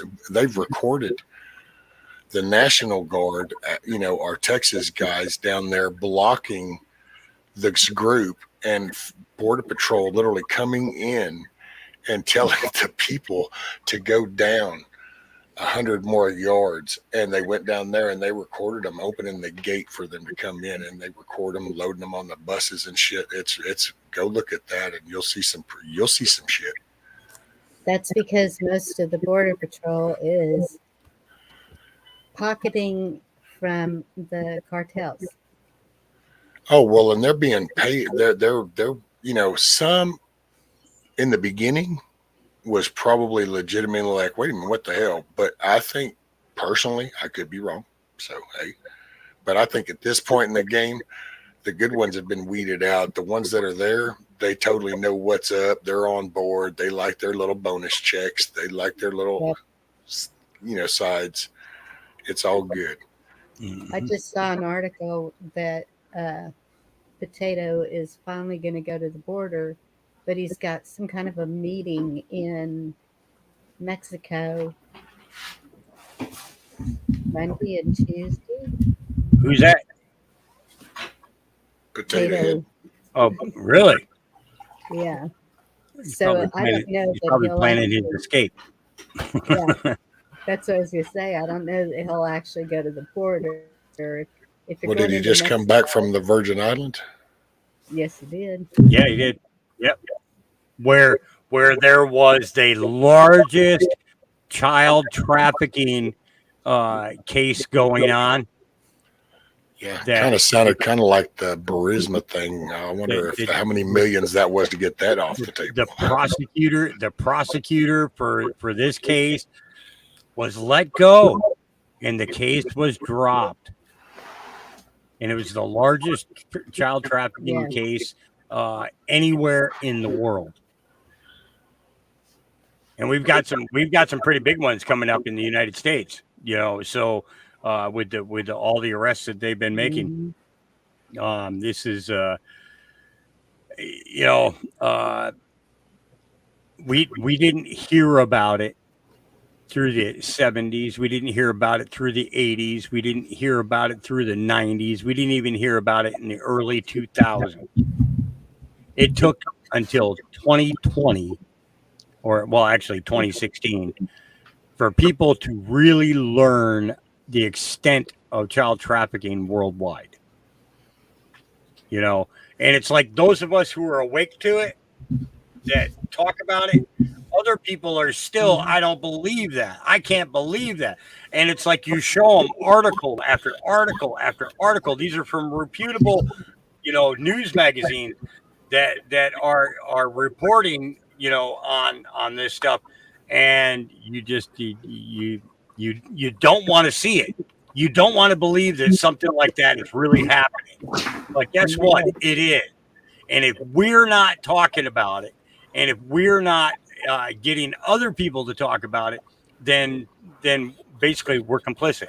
It's like guilt by association, or what is that? If I did a crime and I told you that I did the crime, would be guilt by Accessory. association. I think it Right. makes you an accessory. You know, and Yeah. the thing is that nobody should be like that. Nobody should feel like that. You know, it is, it's all stuff that has to be done. One thing, the Fall Cabal series, Hmm. with Janet Ostenbard, they did a kids version of the Fall Cabal for kids to sit down and watch. Oh my And it goodness. talks about what they're trying to do with the education system, what they're trying to do with drag queen story time, stuff like that. Yeah. And about about the fentanyl trafficking and the drug trafficking. But they did they did the whole series of Fall Cabal, but they did it for kids to be able to sit down and for kids to be able to understand. You were talking from 7 to 18, from the age of 7 to 18. All information that these kids could be learning about and understanding. There is in one of the videos, it has how to how to use hand signals to warn people that somebody grabbed you. You know, Yeah. things like that. And then about how to open a trunk from the inside, things like that. It's like just trying to give kids the ability to be able to get themselves out of a situation. But see, cities like New York, they've been doing that for 20 years, Hawk. Yeah. The big city's been doing that. I can think of since hell for longer than 20 years. Yeah.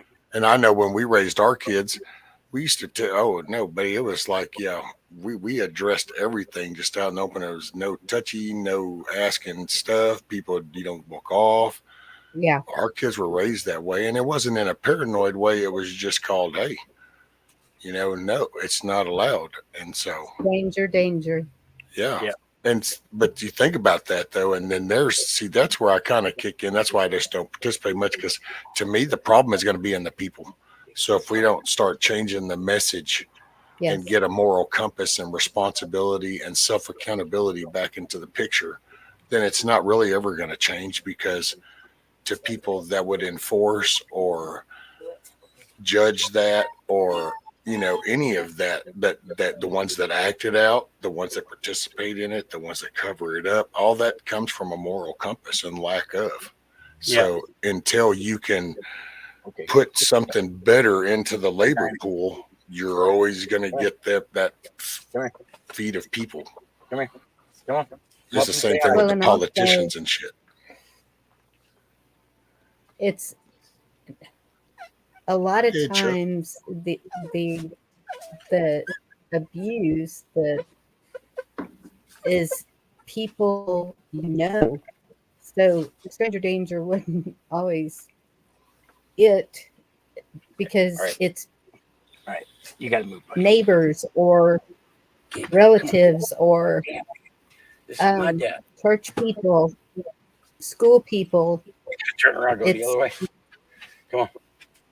Seems like it's more people they know than the ones they don't know. Yep. That are doing these things to the kids. Yeah, it's no longer stranger danger. It's just danger. Well, yeah, it was stranger danger when we still had parents and families. Now that that's been broken apart and fragmented. Yeah. Mm-hmm. And everybody's a danger. Everybody thinks that where the nuclear family is concerned, that it was only the black families that were affected. No, it was a lot more than that. It was every race that's in this country was affected by that. Oh, it's a way of life. Look at TV shows. Look at the messages put out. Oh, the songs. I mean, everything connects to it. Dad, I'm so happy you're divorcing Mom. You see the kids saying stuff like that, and it's like, what? Well, the message. Look at the Rifleman. Just because that's anybody that has listened to me knows that's while I watches old westerns. But the Rifleman, dude, that was a single dad raising his son, and it wasn't put out bad, and it wasn't like harped on that he was single. It was she passed away, but he was. But every episode had a moral message to it. Yep. It was like watching Lassie. It was like watching Lassie, and that's just it. Think about the variety of shows, but everything directed with a moral message to send the right tone. Well, we shifted that scope, so it's kind of like we went from having the binoculars looking out over the lake and the cool sunrise. Somebody refocused this shit over here to the garbage pile, and everybody somehow got adjusted to this being entertainment. And it's like, wait a minute, no. Yeah. Well, it's crime increased by 40% after cops came on TV. Well, it's to get look at TikTok and shit. Hell, to get stupids to get famous. Yep. Oh yes. Yep. The dumber, more views. The dumber you are, the richer you get. Yeah. Yep. I want my 5 seconds of fame. Well, now I want my YouTube likes. I want my Instagram. I want my TikToks. I want my. Yep. Instant gratification. Yep. Well, serial killers. My God, I want a movie made about me. Yeah. Well, it was, where YouTube is concerned, it all started with that kid who had that viral video that got 1 million viewers and he got paid $1 million. My You know, goodness. he was the first person to get a 1 million views on a video. Oh, the Um, gamers, dude. The gamers took it off. I used to have to sit there and my son was so mad at me for the longest time, Hawk, because of that, because he wanted to be a YouTube star, and I would just laugh, going, "Nope, can't see it happening, dude. You need to learn a skill, and it ain't yep, gonna be staring at this dude, glass tube." yep, Yeah, yep. yeah. Yeah, Tennessee Ridge Runner. That's right. Andy Griffiths was a single dad, but he had Aunt B to help. Yeah, Yep. Yeah. And that's why I keep saying it starts in the home. The yep, family has got to stick together. That idea that, oh, you're 18, get out there and make a life. yep. Just kick them right out of the home. Where if you would have kept them in the home and they started working, there's another income coming in. Everyone pitches in. You would be able to have a bigger house, better vehicle, maybe, instead of everyone going out and struggling, getting in debt, and Hmm. it created a hurricane of mess, I Yep, think. Well, yep. And it's almost like the same, and this will be kind of some weird me. I'm the redneck in the woods. What can I say? So, like when we got created, we came from a country that was all the monarchy type shit. You didn't own nothing. It wasn't about self reliance and self independence. We got created. That freaked everybody out because now all of a sudden you could do shit. And it's almost like our very own government became that government that said, Yep. hey, this Became the self monarch. independent shit's got to go away. We can't just outright attack it. We just lost that war. We need to figure out a different way. And then corporate world kind of came in going, we know how to sell an Yeah, that Eskimo was an ice cube, buddy. So we well. got It was this, watch this. And it was we've been painted this picture to where now you don't want to own anything. I don't want to own my home. I don't want to put in those extra overtime hours because I'm going to go get me an extra shotgun. Or instead, we do the credit thing and we do this latest and greatest, and it's okay to mhm. rent. Who needs to really own? And then we wonder how we got right here. Yep, yeah. It was. You ever watch that show called Yellowstone? Oh, yeah. My Okay. wife. So I, so you know that they have two spin-off shows from that, right? 1893 and then 1920 1923. And in the in this it's we're watching this ranching family. It's the same family, the Duttons, you know but they're doing prequels to today's Yellowstone, is what they're doing. And it's kind of amazing. It's in the 1923 or the yeah the 1923, I think it is. Um, Actually, let me look that up because I don't want to be giving the wrong name. I'm not Um, even.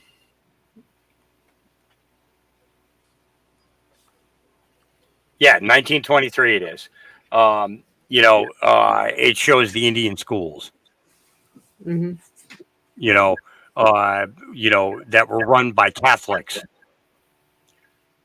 to take their language away from them, to take their all their beliefs away from them, Their and so on. identities. Yeah. Yeah, yeah. So it's 1883, 1883, and 1923, and then today. And it's and the funny thing is uh, Harrison Ford is the is playing the Dutton, the owner of the ranch in the 1923 version. You know, um, and yeah, it's definitely uh, yeah, definitely going to be something to keep an eye on because it's when you look at that, it's like understanding what ranchers could get away with back then. You know, you come on my land, and you mess with my cattle or you steal food from my cattle, we're going to hang you. You know, Yeah. It was that simple, you know.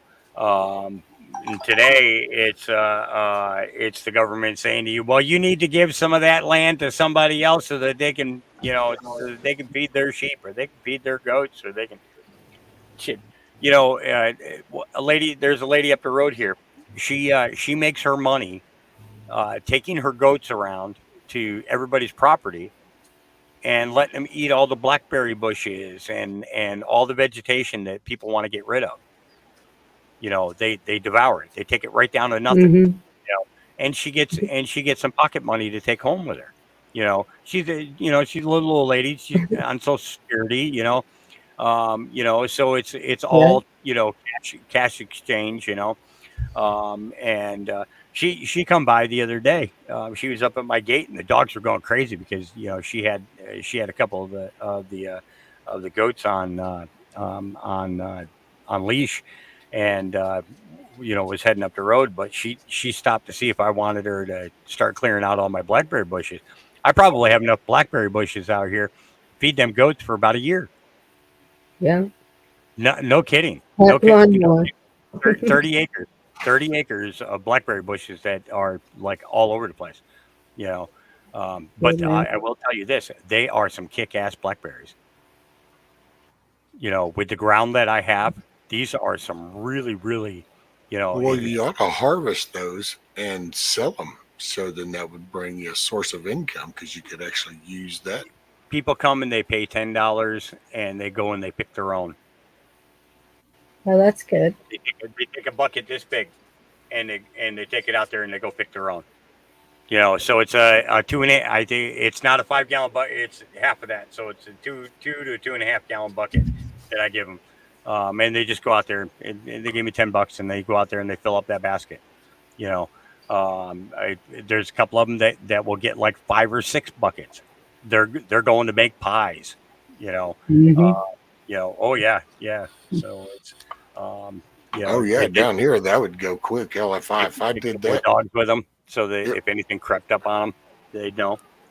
30 acres. You're out there by yourself, and it's good to have a dog out there and keep an eye on you. And matter of fact, years ago, my neighbor and my mom decided to put the chain link fence up and create this blueberry patch. And for a little while, they did good until everybody else kind of figured out, and then the kids. Buddy, they'd come sneaking in, and if you weren't watching, buddy, kids could snatch some shit quick, and all of a sudden you kind of go out and you're like, "Well, damn, there really isn't very many blueberries left." And then you start noticing little footprints and shit, and you realize, yep, yep, That's the way we were with the dewberries. Dewberries, yep. and we have wild grapes growing on my Jess fences had all stayed over out the here, we were going to place. haul one of the buildings. We were going to hook it up to a tractor and drag it up there by the gate and let her do a farmer's market. You know, Mm-hmm. take that 110 by 30 greenhouse, turn it all into vegetables and fruits that you want to grow, and sell them right out of that. Have your own little farmer's market right there. You know, there you go. but there was no incentive. Because it would require too much work in order to get to that point. Can't you just go to the store and buy some vegetables and I'll resell them? It's basically the concept that people have nowadays, and it's like, no, that doesn't work. But see, and actually, that's right back west. That's the message, and there's at some point we got to figure out a way to change that message. Yep, yep. Grow your own, have enough for yourself, and then whatever's left over, then you put it out there. You feed the Yes. community. You know, um, but it's people look for that instant gratification. Again, it boils down to Mhm. that instant gratification. You know, And the and laziness, the ease of use is actually a big problem, I think, for society right now. There's a yeah, there's a laziness in the ease, and I'll just do this. That's easier. I'll just do that. I'm not really confrontational. hmm And so, meanwhile, I think that's a big mistake. You know, when people get into that mentality of I'm not confrontational. Because you really are opening yourself up to a whole bunch of BS. Well, you're letting the loudest shit get all the attention. Yep. Being a doormat. And like right now, you have a minute little minuscule percentage of people that have raised havoc across this country. Yep. Because the majority's not confrontational. Well, with our justice system, they know they're going to get off. Criminals get off. But see, that's when you like, Innocent. and I Yeah. guess that's where I get flustered, Bonnie, because like once you know that, then why don't is it become a unified effort then in towns and in counties to then change that prosecutor? Yep. Change that Yeah. judge, change that school Yeah. board. Instead, and I'm not knocking nobody, so anytime I say shit, sometimes people take this like I'm talking directly to them. Matter of fact, I don't even want to look at the camera. I ought to turn it off. But it's just, because when you think about it, there's all this talking and it's all these different topics and nothing's really happening except for those people that have an agenda and they're pushing their shit and then it's like, oh, look at this now. Oh, look at this now. Meanwhile, these school boards are still pushing this shit. This is still happening in these towns and in these cities. Yeah. And it's like, at what point do people wake up and go, wait a minute, let me see. And if you know what, to be honest, this has reached a level, and my just 2 cents on it. If I lived in some of these areas, I would freaking move. That would be like, okay, I can always go back to that later if we can fix this shit, but I'm going to move up out of here. It's like a Illinois thing right now. I got to say, I would have to bail on that state. Mhm. Yeah. That just went crazy, man. And you're fighting a losing battle, in my opinion. That's just my 2 cents. Take it with a grain of salt. But see, when do you focus that way? You don't have Illinois happening. You don't have these places that just all of a sudden you go, wait a minute, what did they just pass? Yeah. But look at what we were just did for 2 years. Oh, everybody was focused on that Washington shit, weren't they? And Yep. that state just opened hell's doors and said, sure, have a party. Sorry, that was my rant. No. No. Okay. It's when do you pay attention to it? It's like, it's easy to sit on the porch and bitch about the neighbor's house, but at some point you got to tend to your own yard. And now you can go use your yard as an example to get your neighbor up off his ass to fix his. Yep. Yeah. Well, and that's it. The kids are at home. You've got more help to grow what you need. That's your first community, is your kids. We keep talking about building communities and to make it work so everybody can survive. And your first community is in the home, and then what's around you. And you got to get to know what's around you. I don't know if everybody has, what are they called? Commissioners. Is that everywhere? We have a commissioner. Well, yeah. Yeah. Like a county commissioner? Yes, county commissioners that are supposed to do things, but they don't. They're probably called something a little different, but they probably have the same. It's like in Louisiana, they don't have counties, so I'm sure theirs isn't called a commissioner because they have the parishes, but I'm sure they have a magistrate or something like that they call them. Right. And yeah, I look at our city council, I look at our planning and zoning. A year or two ago, all of a sudden we get this letter that all the land, like even the land that backs up to the back of my property, they have labeled it public land. And I'm like, hold up, what does this mean? And there's not going to be a bunch of tents at my back door. That's it. And it's paying attention to right there, Yeah.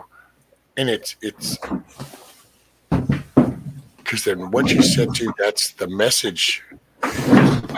I kind of, and I say this, and sometimes I even feel bad because I say it like, this is the answer. And it's like, no, a lot of this shit's really come to light for me the last, I don't know, 5 to 6 years, processed a lot because I've been down a lot. And so,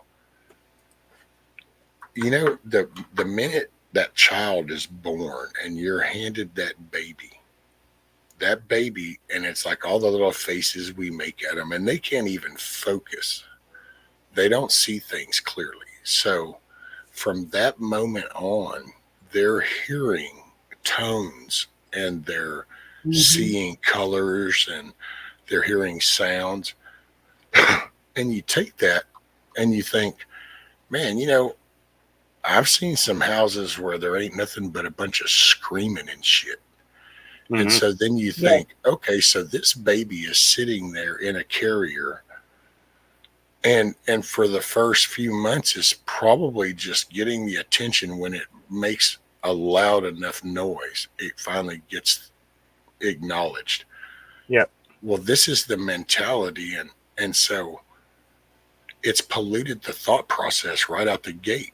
And this is just across the world. And then we talk about, care and concern, and wow, look how ugly that person was. Look how crooked that person is. Look how, but what message were they given? What were they shown as a better way? It's kind of like I used to laugh and talk about how most kids already have road rage before they even get a driver's license, just because they grew up in the back seat listening to all the shit from the front seat. Yeah. Are we there yet? Are we there yet? Well, no, they just sit there and listen, going, what the hell? You cut me off, you SOB. What the hell, man? I was trying to go with, what the hell? And so by the time the kid gets a driver's license, he's already on the first drive going, what the hell are you doing, man? It's like, yes. I've got a couple of girls that are bad like that, and I tell them, now what good did that do you to sit there and push your head off, and my 4-year-old granddaughter's in the back seat, and they sit there and they think about it, and they're like, okay, you're right, I'll stop. It's just, even it just flew out of my head. You were talking about what they're listening to. Yeah. And that's where I was always pretty strict about the TV. Those game things, I didn't let my kids have those. It was like the Xbox and the stuff, the Game Boy, and yeah. I grew up on all that, bro. It's bad enough with computers. Really? Much less than to occupy the family TV, Yeah. And that's, I remember the days when we gathered to watch Mutual of Omaha's Wild Kingdom. I had everything from the Super Nintendo all the way to the Sega, all the way to the Nintendo 54, to the Xbox 350. You're speaking a foreign language. And I don't even play it now. Right. You're speaking a foreign language to us. We have no idea what any of them. I'm with you, Josh. I'm with you, man. Yeah. I had the Sega Genesis. I used to have an old Pong, the original Pong. It was a black face. I had one of those. White face and 2 knobs. Yep, and we had a black and white TV that was the only TV that could be hooked up to. Yep. Hooking it up to a color TV made it look like crap. So we always had to use it in a black and white TV. Pong, yep. 2 paddles. I had the Atari. Hell, I used to run repos and play the little, what was the Sega one, Josh? The little handheld Sega one. I used to do one of those. Hell, I used to play Zelda while I was doing repos. Oh, while you're sitting there waiting for somebody to pull in so that you can. Well, I guess I was the mean mama. Go in that store is all I can say. And you didn't need the internet for that. Nope. That was back when you used to have folders and shit. I wanted my kids key maps to cities and stuff. I'm really showing my age I now. wanted my kids to grow up like I did. And I was outside daylight to dusk, unless there was chores. If it was chore day, the chores got done first, then you could go outside. We were allowed 1 hour of TV a day. And so we had to pick what was on at that 1 hour that we wanted to watch. But if it was during the parent time, you didn't get to pick. Yeah. So sometimes we'd get to sit in the living room and watch MASH, but that was it. I hated that Mash show. was, I was Every almost. time math came on, I knew it was time to take my shower. I was born. I was in my 20s when MASH came out, but the you know, when I was a kid, it was Happy Days, Laverne and Shirley, you know, uh, Oh, the yep. Jeffersons, um, My Three Archie, Sons, Archie, Archie Bunker, yeah, My Three Sons, Leave It to Dick Beaver, Van Dyke Show. yep, Dick Van Dyke Show, yep, yeah. Okay, I'm showing my age. And down here is Yeehaw. I loved Hee Haw. I'd actually been to the studio a few times uh, for some live recordings and stuff there. That was a kick-ass program. Yeah. Well, see, now my son grew up with an Xbox, but it was on a time thing, so it's like it was grades, and then it was earned that, and then the computer. He went into computer gaming, and he would play. And actually, it was kind of cool because I used to beta test some games and software back then, and the beta testers that I would be in the game with, I'd tired or somewhere, I'd take a break. Well, I would let him sit there and they would actually be talking to him. And it was pretty cool because we were all watching our kids while we're doing this testing back in the day. Yeah. We would just sit there and hang out with everybody's kids going, hey, well, what's going on, little Dave? Yeah. Let's see, I beta tested for World of Warcraft. Beta tested for a bunch of the virus companies, and then we beta tested for King's Quest, which was like the first and Doom, Doom and Wolfenstein. Yeah, I beta tested for ID Software and those, Microsoft. Yeah, and our beta testing, we didn't have regular internet yet. Then we had what was called the Bobcat systems, BBS systems. You know, it was a local guy had a server. You called and you dialed in and you hooked up, and a game could take 3 days before it finally got to you. You know, no kidding.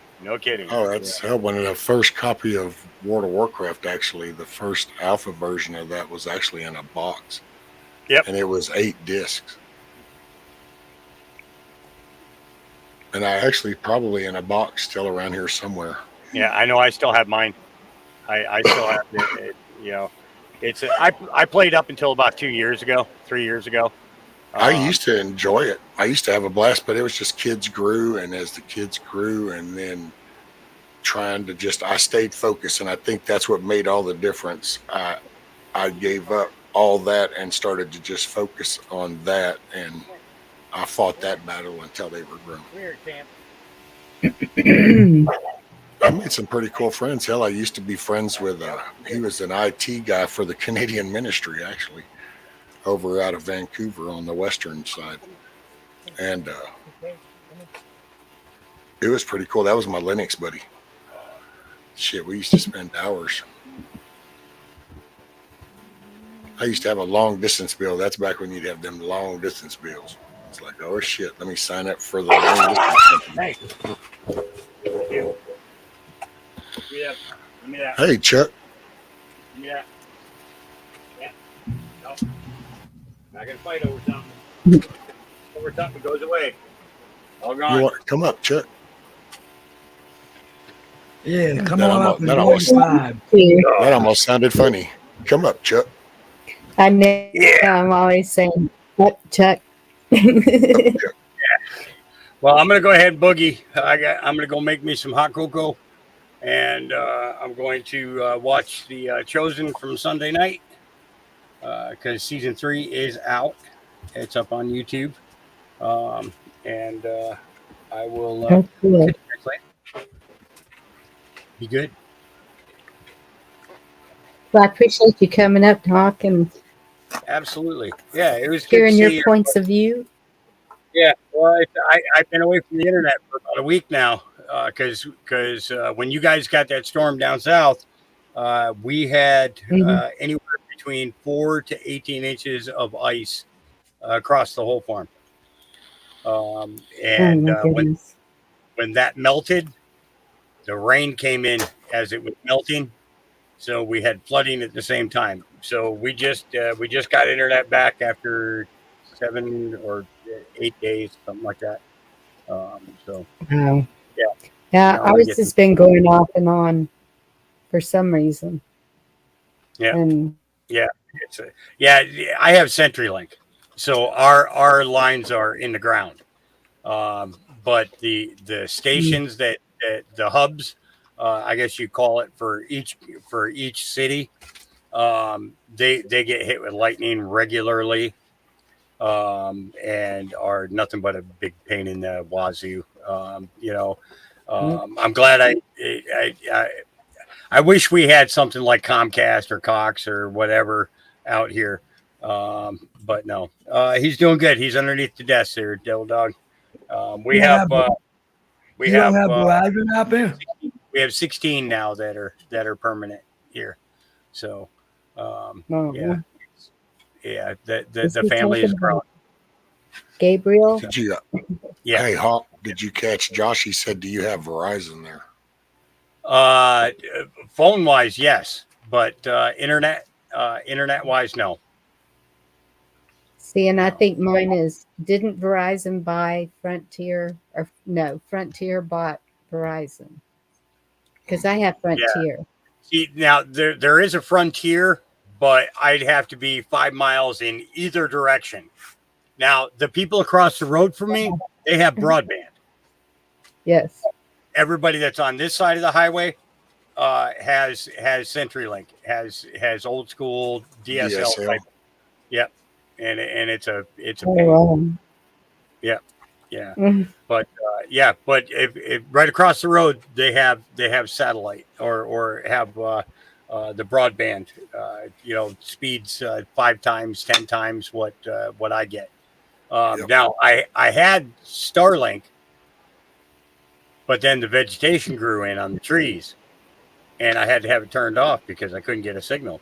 Once the vegetation grew in, it was too thick of a covering here block the, for that satellite dish. yep. Yeah. So, but when I get to the new location, it's going straight smack dab into the middle of the property, which is wide 77 acres wide open, and that sucker is gonna oh yeah.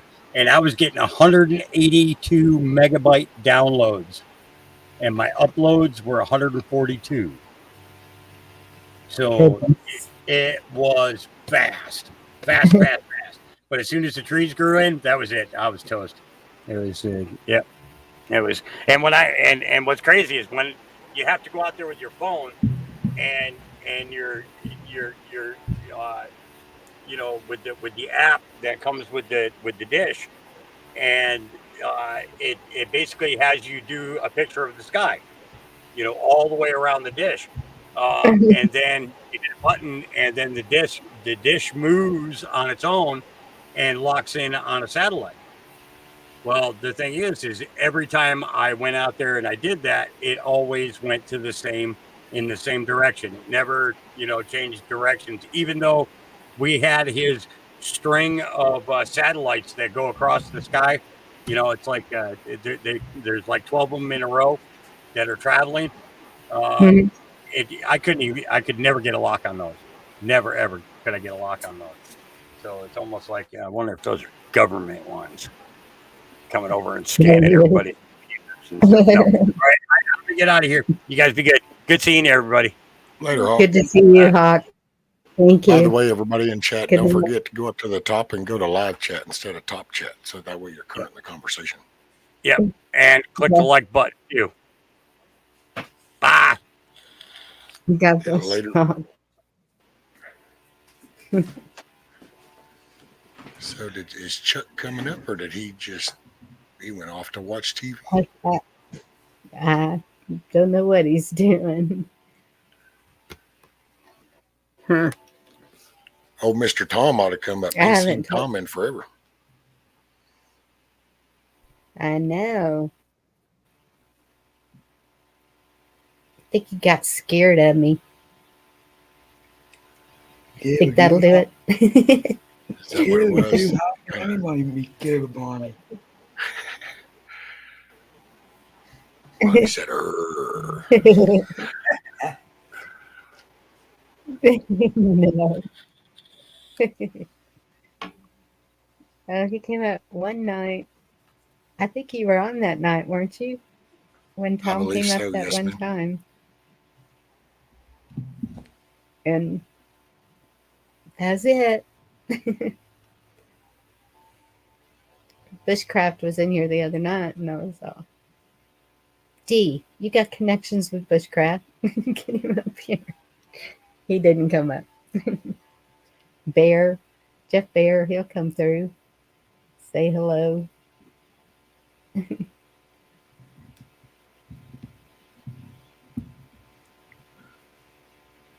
It's okay.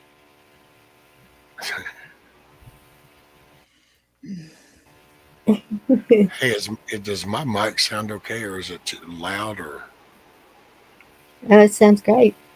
okay, That's, I was you know just what? The one night, D-Dog and Blackwatch were up with me whenever I was fixing to close. And so as soon as I closed, we were backstage, and they were like, "You're really loud," and I was all, "What?"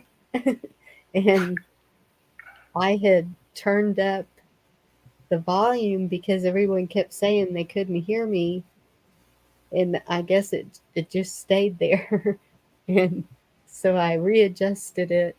So hopefully I'm not really loud now. no. It sounds fine. Okay. I just realized that I hadn't really looked like this. I haven't worked with the mic very much because most of it I've been doing off the tablet. So it's like, well, I don't even know how this sounds. Looks like Yeah. he could be Pinball's brother. What? No. Well, that's not a bad thing, I don't guess. Ridge Runner, I'm glad you're not scared of me too. But you need to get up here. He come up one night. There was a whole bunch of us up here talking, and it was a pretty serious discussion. And I don't think he said one word. I felt bad for him because it was like, but I know a lot of people are having trouble with their internet. Carl's been having trouble with his going in and out, and poor Blackwatch. I asked him to please not come up. I don't know what he's got going on, that screeching thing, but uh, it gets really hard to hear. Well, come up, Ridge Runner.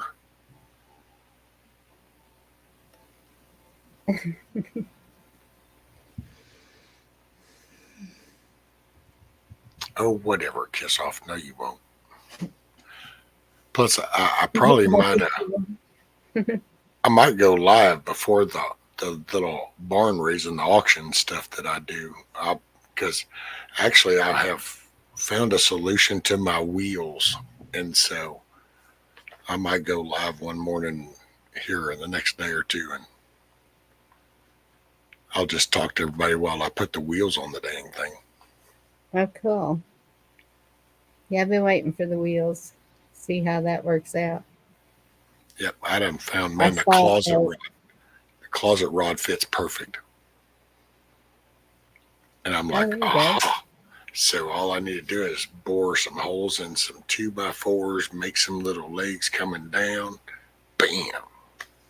Yeah. I got this. How much longer till chicken dinner? Oh, it'll be a bit because they'll start laying hopefully in March. and then I'm going to incubate a few of them, and then that hopefully will become my daily egg source. And then as them other ones start to raise, come up, I'll start branching some off to become basically meat birds. Yeah. Well, That don't way I get will attached to them. be grilling some chicken breast.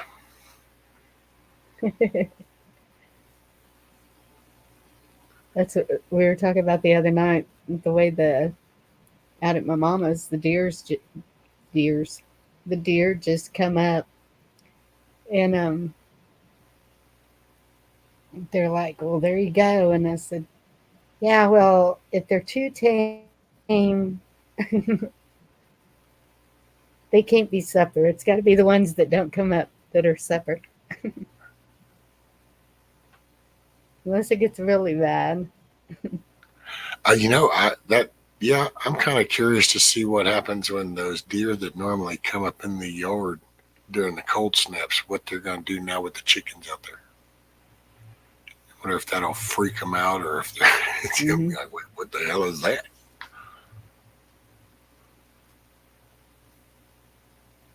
Yeah, because we actually have regular whitetail that comes through, but then there's also a herd of axis that comes through. Because some local Cool. people have some herds of axis on their property. Yeah, that's we have both whitetail and axis. I can't tell a difference in the taste of the meat. Oh, Pretty yeah. much the same to me. The meat's about the same. Chicken fried backstrap is chicken fried backstrap. Well, most of it I cut into steaks. I don't eat dried sausage or any of that. The boys all do, so they take what they want for the sausage, but I like the steaks. I like backstrap and I like the sausage. And then sometimes I have a few friends that make like a deer chili, Hmm. and that's real good. Yeah, yeah, I don't mind it ground as burger either.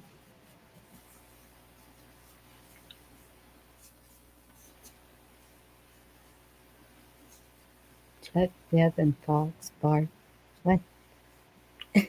Oh, see, it's like she just now caught up. I think when I first came up, I said something about that. And see, now all of a sudden this random thing just pops up to her, and she's like, wait, that barf. And it's like, okay, that was like, what, over an hour or something ago. So, Yeah, mm-mm-mm. yeah, breaking a hip maybe. Mm. I missed a lot of chat. Yeah, I don't know what all they had talked about. Scroll up. Mm-mm.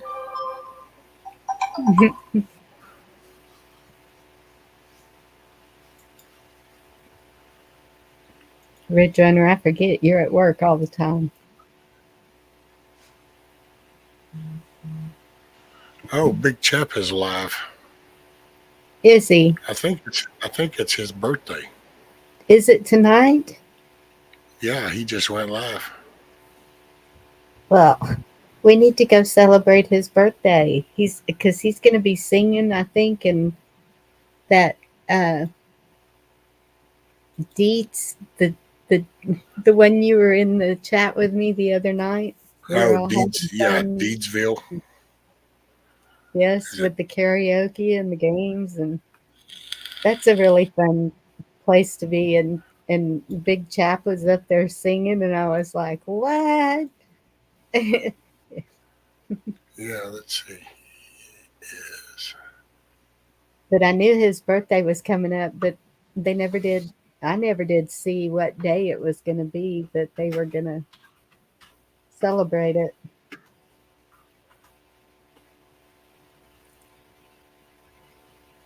that's it there.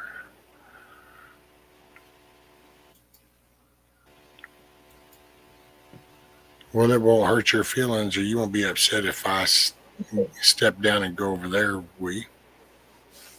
No, not at all. I Okay. totally understand. That I would appreciate it if everybody would do that.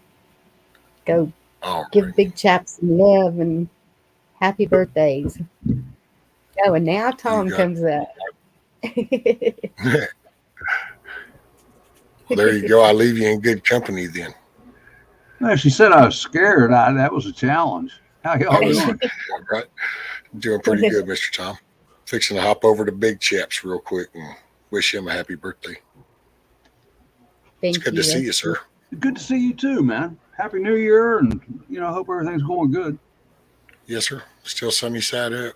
All right, fork it in, pointing down. That's Yes, all sir. that matters. That's it. All right. I'll Miss be back Bonnie, here in just a few. take care, rescue. All right, take care, Rescue. Thank you.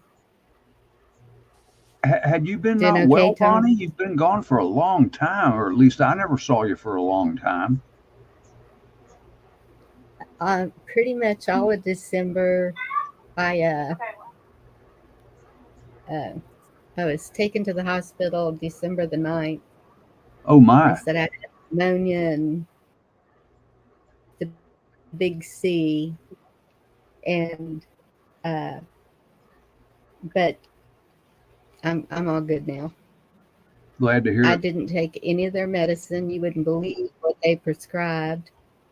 The stuff they Really. said don't take. Yeah, and I was like, this is this is rural Texas. What are you doing prescribing this crap to me? was I was I, surprised. I came down with it back in August, and Bonnie literally lost 3 weeks of my life. I was that sick. It was just I was not Yeah, aware. Well, yep. I'm glad you're better. Thank you. But Me I was too. like you. I just rode it out like the flu, and lots of chicken soup, and telling people to go away and leave me alone. And that's just how I dealt with it. Yep. Well, that's the funny thing. When I got home from the hospital, I sent my granddaughter to the store. I had her get me roast and T-bone, and it was like I was just starving to death, and started eating Nilla wafers and club crackers in between. And I thought, I'm going to gain 50 pounds laying here eating. And then I got this stupid idea, since D Dog's going to talk about my frosting. You've probably heard me. I eat frosting right out of the tub, whipped vanilla. It's got to be. Oh, right.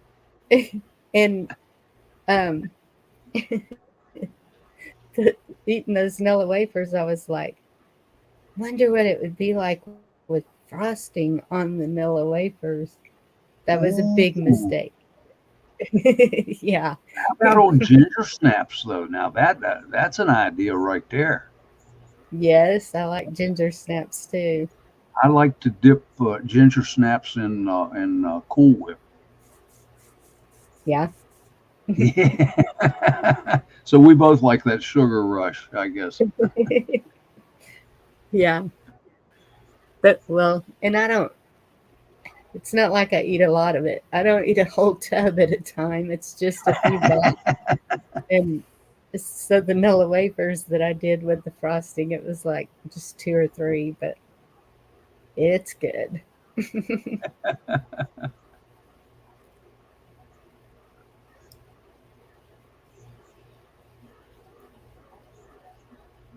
Wait, what's wrong, Sharon? Did we Mel and you? All right. Wait, where's Sharon?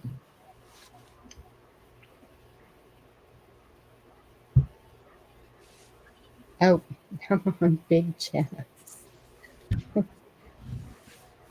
Okay, leave some hearts and get out of here.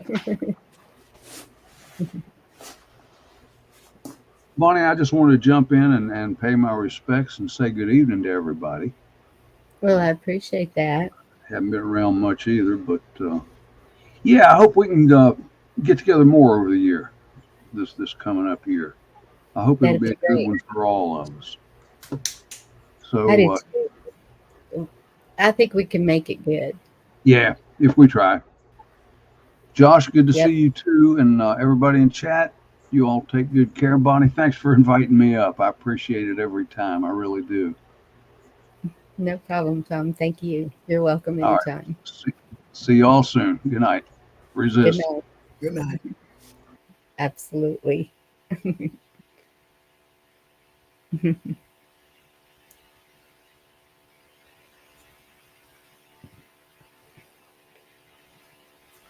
Well, y'all, um,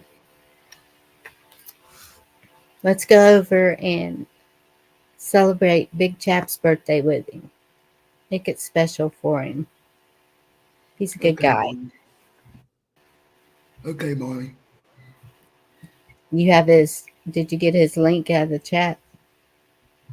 No, I haven't been in chat. I can get it though. Rescue it, dropped it in chat. Okay.